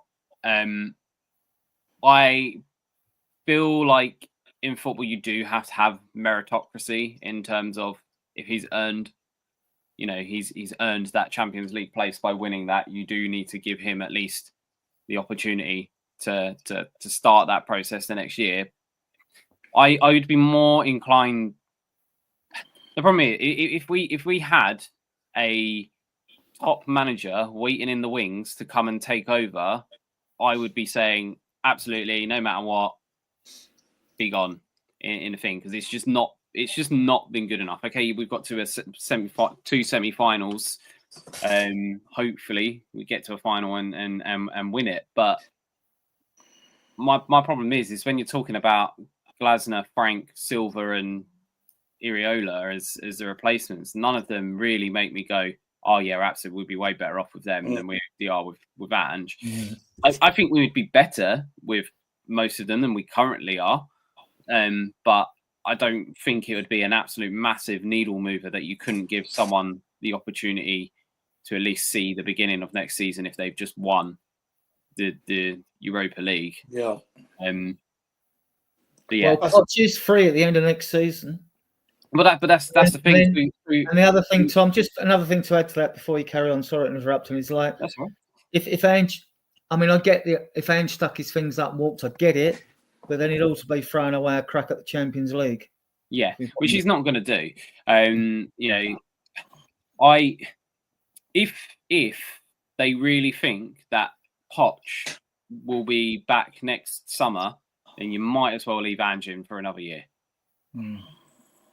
And just hope he doesn't get us relegated. No, okay. I don't think. To be honest with you, I don't think we'd get relegated with Ange next year. I think we'd be significantly better than we are now because hopefully he's learning some lessons and stuff like that. But yeah, I don't know. I think he'll go in the summer, whatever. Kev, what do you think? I said probably at the start of the year. I said Ange might walk. Rather than being fired, he might just walk because of all the abuse coming his way. But I think it's a difficult one. Yeah, I mean, obviously, without the Europa League, he'll definitely be gone. It depends. Are we trying? Is there anyone to come in? I mean, Ancelotti. Xavi for me, but. I don't know, to be honest. I mean, I'm not sitting on the fence, but I thought if we lost the reality is this is. I've got that echo again. The reality is that this is the problem. There is simply no one that jumps out and hits you as this is the next natural manager at Tottenham Hotspur. I mean, the one I would absolutely leap up and down for is Simeone Inzaghi in Inter. But why on earth would he come to Tottenham now? when Inter are doing so well, they're going to have Champions League next season, definitely. It doesn't make any sense whatsoever for him to come to the job. I mean, I agree with Tom on what, Irola, Silva, even Frank, Glasner. Do they have the credentials at this stage of their career to be Spurs manager? Have they excelled to such an extent in their current positions that they warrant that level of promotion? As I say, and it's not where, hang on a minute, promotion, you're going to finish 17th in the league.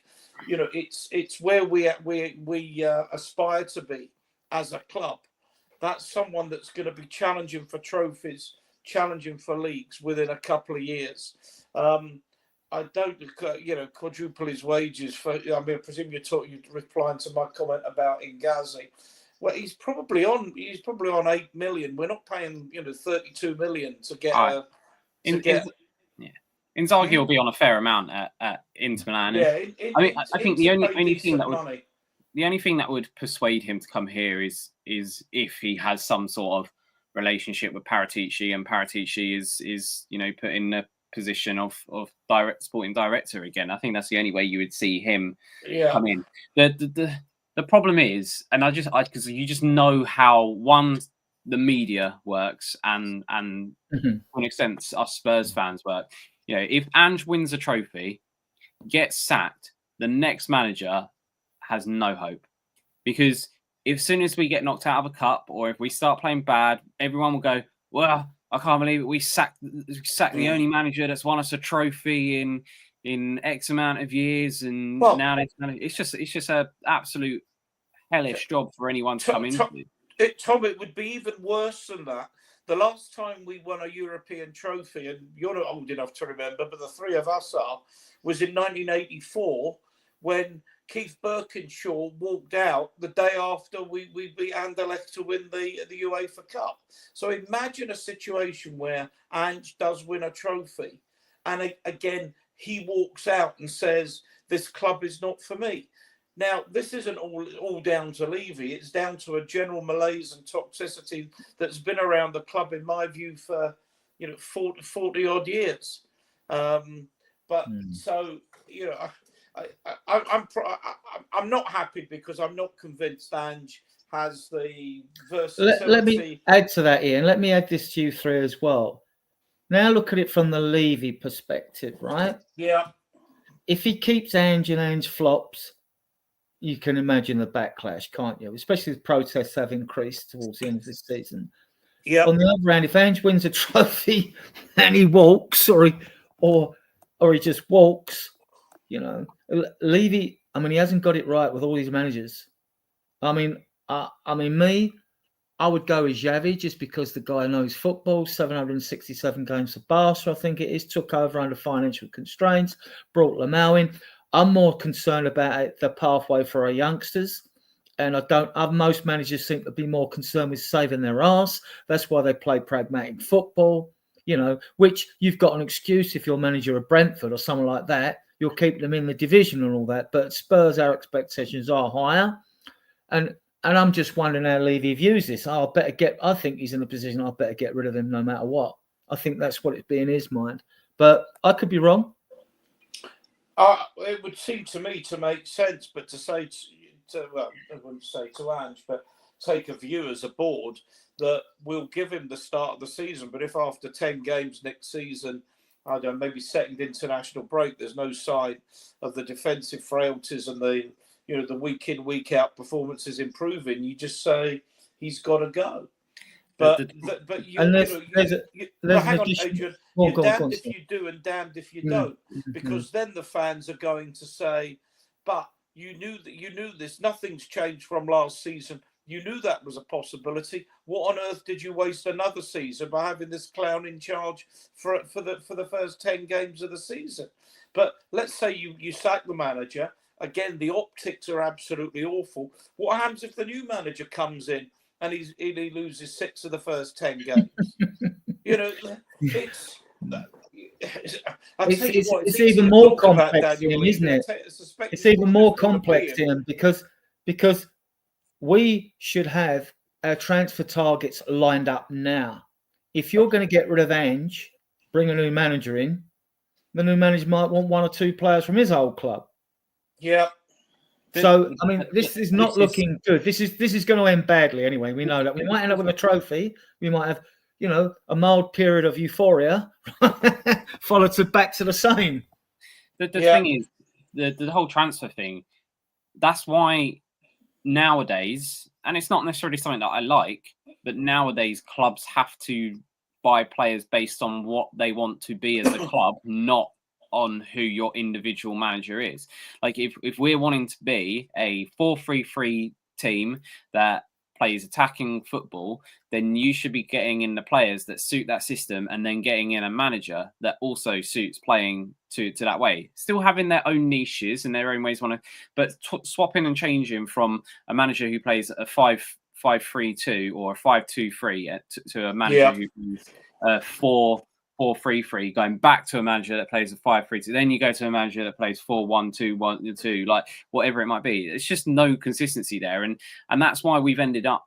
We've got a manager now who likes to have wingers that play high and wide, but we have no wingers that like to play high and wide. So by the time you finally buy those players in for him, you then sack him and then get a manager in that wants players that are playing wingers that are playing narrower and more as inside forwards. And then all of a sudden you don't have those players anymore. That's why you need, as a club, to have consistency, because like it or lump it, managers aren't really ever going to stay at clubs much more than sort of 3-4 years on average. I mean, it's actually on average, it's about 18 months to 2 years, especially at Tottenham, that they're staying there. So actually, you need to be more consistent with how you want to be as a club, and then base your managerial appointments around that. I mean, the one manager to me, there's Glasner, I think, would be an okay. I think it would be okay, but he's not perfect, but he's won things. He's been around a long time. He's good at promoting youth. Thomas Frank would be the other one for me, who I think actually he has probably earned a right to give it a go at a top club. He has played very attacking football. When they got promoted from the Championship, they were a very attacking team, front-footed, possession-based, like scoring lots of goals. And then when he came up, he had the nous to go, that ain't going to work in the Premier League. I need to change things up. So actually having a manager who can do that is good. He's also a manager that, again, promotes youth players, which if that's and that's the other thing, the club seems to be buying players based on, we want to buy young players, develop them, and then either sell them or they become world-class players. But then you're bringing in managers that don't want to play young players. Mourinho didn't want to play young players. Conte didn't want to play young players. Ange seemingly doesn't really like playing young players. I mean, poor old Archie Gray dug Ange out of a massive hole for 4 or 5 months of the season, and now all of a sudden can't get a look in any position, or even for 5-10 minutes.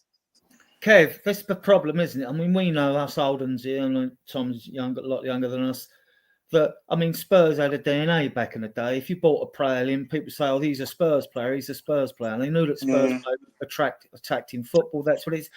That DNA should always be in a club, no matter what managers come and go. So when a new manager comes, he knows this is what is expected of you. 1, we expect you to win things and for us to be challenging for honours. And 2, there is a style of football that has to be played at this club. Now, there can be variations of attacking football, but it always was a fast, attractive style of football, which was back in the day, even under Arthur Ryan, prior to him, like was known as the Spurs way of playing. And when you get Levy come out with crap comments like we've got our Tottenham back and rubbish like that, you know what I mean? This is why when people talk to me about systems, like, no, these players, these players come through academies from, like, I think legally 8 or 9 years of age, not younger than that, upwards. They will have played in all sorts of systems. When people say players can't play certain systems, I'm not having it. You're either a footballer or you're not. And players like Birdvale prove it, and players like Gray prove it. They can play in multiple positions, in multiple systems. So these other fancy down multi-millionaires that think they can only play in one position, well, that's not good enough for me.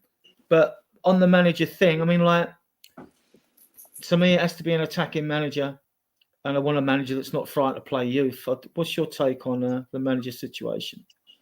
Yeah, I wouldn't disagree with what you're saying there at all, Adrian. But yeah, I don't know who we would want to get in. I've got, I don't follow the game, the other teams as closely as some of the others, especially Tom. So I'm very much centric on Spurs. And when you're going back to Spurs DNA, there used to be a time in the sort of 60s and early 70s. Every time we bought someone, it was a transfer record. So Greaves, Mike England, he was a transfer. Gilzine, Jennings, Martin Peters, Red Coates, all of those one-off players, were all big signings for us, and and they did the business at that sort of time. Now, money is the price you're paying for players now. It's simply ludicrous, isn't it? It's like playing Monopoly. It's ridiculous sums of money for players who are average, really. The thing, and it's just got out of hand, really, and so the managers don't. A manager comes in, you've got £150 million budget. Oh, boy, oh, great. Okay, so he might be able to buy 3 players. So, it's ridiculous. Right, let's move on to a few of these little rumours here, unless Ian wants to add to this, but I'll come to you, Ian. Romero to be sold after reported comments, Atletico Madrid rumour. This come out of our training ground, I believe, according to Ali Gold. Well, we shouldn't be making these sort of comments at our training ground. If it was in Spain or in Argentina making comments, I mean, I've read the whole context. He hasn't actually come out and said it in a way that the words have been twisted in the media, but it's still not a good look. It's a terrible look. It's a terrible look. And I remember, some of you know my mate, Jem Silverstone. I remember having a conversation, not on stream, with him about... the conversation was on the line of, you don't. I said to Jem, you don't think Romero's as good as some people think he is, do you? He says, I don't think Romero's as good as he thinks he is, and I thought that was a pretty good response. And I think part of the problem with Romero is a lot of it is in his head, and there's a comment, Chinwag Spurs, bye Romero, you won't be missed. I mean, I think peak Romero would enhance any side in the world. The problem is we don't see peak Romero very much. I think he's a headless chicken. I think he doesn't care if he gets sent off. I think he enjoys being injured so he can get his wages and doesn't have to bother. You can coach defenders.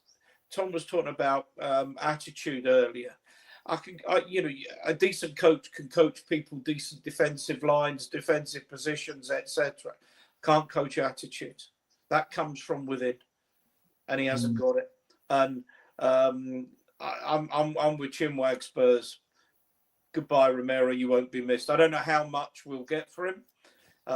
Because I don't think Atletico Madrid could afford the kind of money, 70, 80 million that we might want for him. I don't think they could get close to that. But I tell you, I'll be happy to see him out the door. I suspect he's toxic in the dressing room and around the training ground. People like that are get rid. Anyone else want to add to that? And I'll move on to the next one. I mean, short of going for a round of golf with Gary Neville, it was as bad as it gets, really, isn't it? It's just, it's not great in the slightest, and I get it. Like you say, Adrian, he's down to 2 years in the summer, 2 years on his contract. Yeah, in the context of actually watching it and listening to it, it's not as bad as it's sensationalized in social media. Lo and behold, what a shock! But it's still not great, if we're being honest. And with all the stories coming out, I mean, 2 years left on his contract. Either sign a new contract or see you later.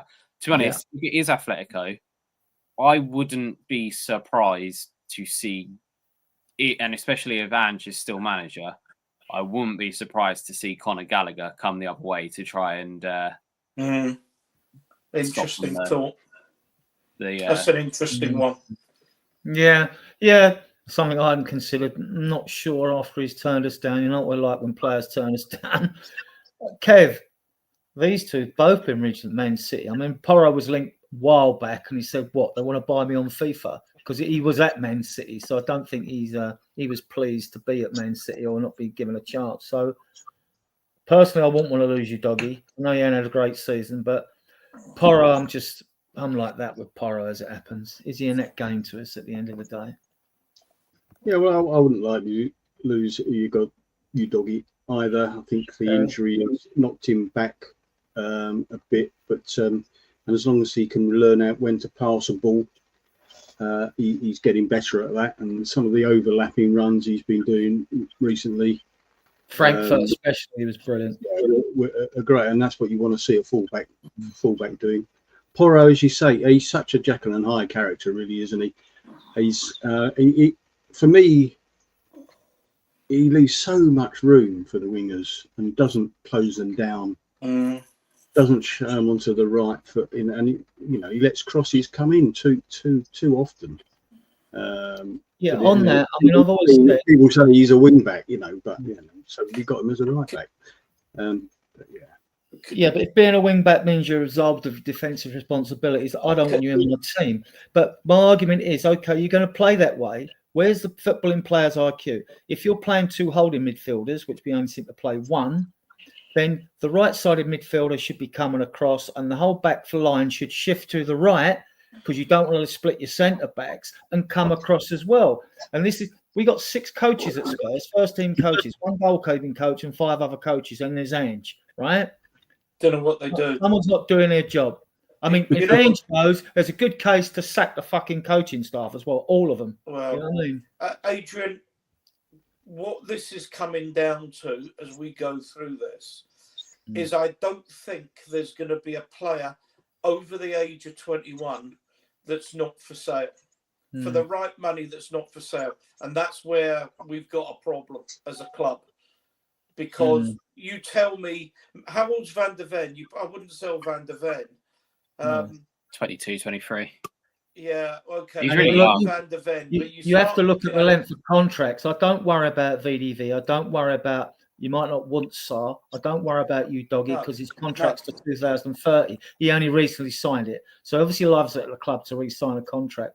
Porro loves the club, but he came in as a Conte signing, so he must be in year 3 of his contract, maybe, or up for a new one. And the same. I'll come to you on this one, Ian, as well. I mean, for Kulusevski, like just coming on to what you said there, and like being worried that there's no players that you wouldn't kind of accept an offer on. I actually think if we look back historically, that's probably been one of our biggest issues, is that actually we haven't cashed in on players at the right time. Like at one point, United were offering 45 million for Eric Dyer. Yeah, we accepted that. Well, we had and we haven't, haven't we, Tom? And we've got top money for Berbatov. We've got top money for Bale. We've got top money for Modric. We've got top money for Michael Carrick. I mean, we got top money for Carl Walker. I fundamentally agree. Yeah, but all of those players you mentioned were almost 10 years ago now. So actually, we're not a selling club no more. We haven't been a selling club. No. But everyone's gone, we're not a selling club. But that's resulted in basically Eriksen going for 1/5 of what he was probably worth. Dele Alli went for free. Danny Rose went for free. You know, there's so many players that you could go through on. Like Lamella went for free. Plus, we paid 30 million for Ryan Hill. And we got top money for Kane, considering it was the last year of his contract. You know what I mean? And he was going anyway, so that wasn't a question he hadn't given us service. Adrian, I disagree. 100 million for Kane is not top money. I don't care if he only had 1 year left on his contract. 100 million for the best striker in the world is not top money. That again. You know, Levy wanted to swing his knob around and act like a big man when Man City were trying to. He didn't want him signing for a club in January. I now feel Kane could have signed for a club in 6 months. I got all the arguments. I wanted him to stay because I just Yeah, want to see the best players. It's not my money, well, it is indirectly, but that is the one situation where I think actually, had Kane stayed and we had got Champions League next year, he probably signs a contract and you're all fine. But he decides no, he needs to go 100 million, buy me, blah blah blah. But he could have sold him for way more than that the year previous. And Dele Alli was at one point being linked with a move to Real Madrid for 80 million. I mean, you look back at it now and you go, God, like obviously hindsight, we all know about Mr. Hindsight and Captain Hindsight, thanks to Ange and stuff. But like actually at the time, that probably would have been a more sensible thing to do, which is why I say now there isn't a single player that we shouldn't think about selling as long as we get the right price for them. Like if someone comes in and offers 75 to 80 million for Mickey van der Ven, well, I'd be snapping their hand off because we only have Van der Ven for half a season anyway. And I love Van der Ven. I think he's great. I think he's an absolute cheat code of a centre back when he's able to play. But you know, for 80 million, you can improve the squad. But the thing also I want to come on to is that in this modern day football, the difference between a 40 million pound player and a 60 million pound player is not a lot. But in fact, actually, I go even less now. I say the difference between a 60 million pound player and a 25 million pound player is not a lot. But the difference between a 60 million pound player and a 100 million pound player is gargantuan. Like you look at Arsenal that spent 100 million on Declan Rice. No one ever mentions that Declan Rice cost 100 million. And why does no one mention it? Because he has been worth every single penny that they spent on that and more so. People always mention that we spent 25 million on Basuma because it was an absolute waste of money. People always mention that we spent 60 million on Richarlison because it was a waste of money. People always mention that we spent 65 million on Ndombele because it was a waste of money. And I guarantee it that next season, if Dom Solanke doesn't, improve his goal tally for this year, everyone's going to be going, oh God, we've wasted 65 million on Dom Solanke when you could have actually paid a little bit more and you could have been getting a player like Osimhen, or you could have been getting Gyökeres, or you could have been, and that's ultimately the problem, is that we need to stop spending loads of money on players that aren't really taking us to the next level. And it's to do diligence on the mental attitude, because Osimhen's in Turkey now, not smashing it. And Gyökeres was crap at Coventry City. He's smashing it in the Portuguese league. Well, everyone's looking at him, but they're not sure. They're not sure. He scored loads at Coventry. He scored lots of goals. He was the top scorer in the league for Coventry, and they didn't get promoted. And then he went to Sporting, so he wasn't crap. Where he was crap was he was at Brighton before he went to Coventry, and he didn't have a good time at Brighton. But he's only young, and actually a couple more then. Okay, couple more. Give him the easy one at the end. Bentancur. You'd be happy to see him go, Kev? How much are they asking us to pay them to take him? I mean, I'd love to see it. This is the whole point. There are not enough players over the age of 21 in our squad that you'd say that's a hill I'm prepared to die on. If the right money came in for most of these players, I'd say take it and upgrade. Bentancur would be. I don't think they'll sell. I don't think even Levy would let you doggy go, especially signed to 2030 now. But I don't think Kula would go. Kula might get his head turned. You don't know. I don't think he would. Like I say, if Bentancur went, I think he's got something. They've offered him a new contract, so obviously like him. But I mean, if he went, I wouldn't be heartbroken. I would be disappointed if you doggy if Kulusevski left, though. If Porro went, I wouldn't be heartbroken. There's a comment in the chat, but Bentancur's bang average, so I agree. Okay, fair enough. Tell you what, it's all subjective. That's fair enough. Adrian, I don't know how well Conor Gallagher is doing at Atleti, but I'll be honest, I would much rather have Conor Gallagher at Tottenham than Bentancur. Much rather. Yeah, and we've also got the option of the fact that, there's players out there on frees, Angel Gomez, and Jonathan David, both at Lille, aren't they? Or Lens, both are there. And you've got, there are others on with 1 year on their contract. There's a whole list of them. I think Blaine was throwing them at me once. And I didn't get it to bring them up. There's loads. You've got Jonathan Tah you could take from Bayer Leverkusen. I would take him tomorrow, even though I like the two younger centre-backs there, Tapsoba and Incapi. You know, I would take David Henko at Feyenoord because he can play left-back and left centre-back. But when you listed the centre-backs earlier and you left out Dragerson and Davies, who's been given a year's extension. So that might be a clue to how we're going in a transfer window, keeping them. And that's without Torrington, Phillips and Vuskovic. So we're not light. If we lose Romero, I want him to stay. I think he's a quality player, but that's just my opinion. But if we lose him, it doesn't leave a big hole in the squad. Right, you know. But so we got Bentancur, and obviously we can talk about Richarlison and just run through the fixtures. So and we got this guy, Saudi clubs, 2-1 him and Everton.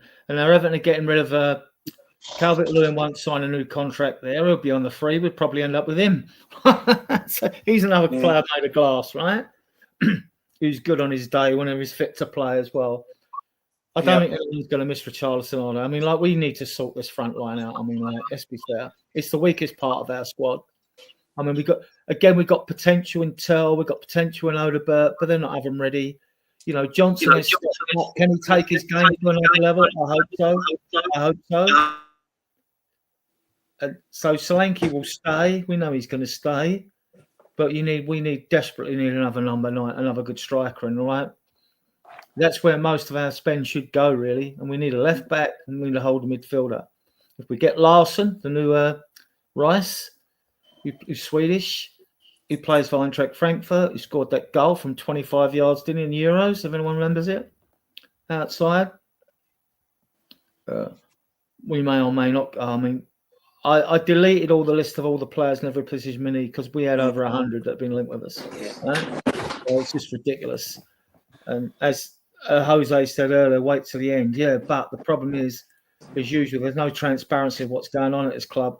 And like, we'll know. We'll move on to the last two things I've got here, actually, which is this first leg, Thursday, 1st of May, semi-final, second leg, Thursday, 8th of May, Category C ticket price. They told me today, emailed me, they've already taken the money for my ticket. No Spurs player is suspended against Bodo Glimt. And that's because there was a rumour that Bentancur was being suspended. He's not. No one's suspended. But you all know about, and these are the fixtures. How many of these we winning, Kev? We got Liverpool away and they need to win that game to clinch the league title. You're on mute, Kev, I think. I think you're on mute, Kev. We won't win the first one. We'll win the second one. We'll draw against West Ham. We'll win we'll win again away against Bodo Glimt. We'll cock it up against Palace. We'll lose against Villa.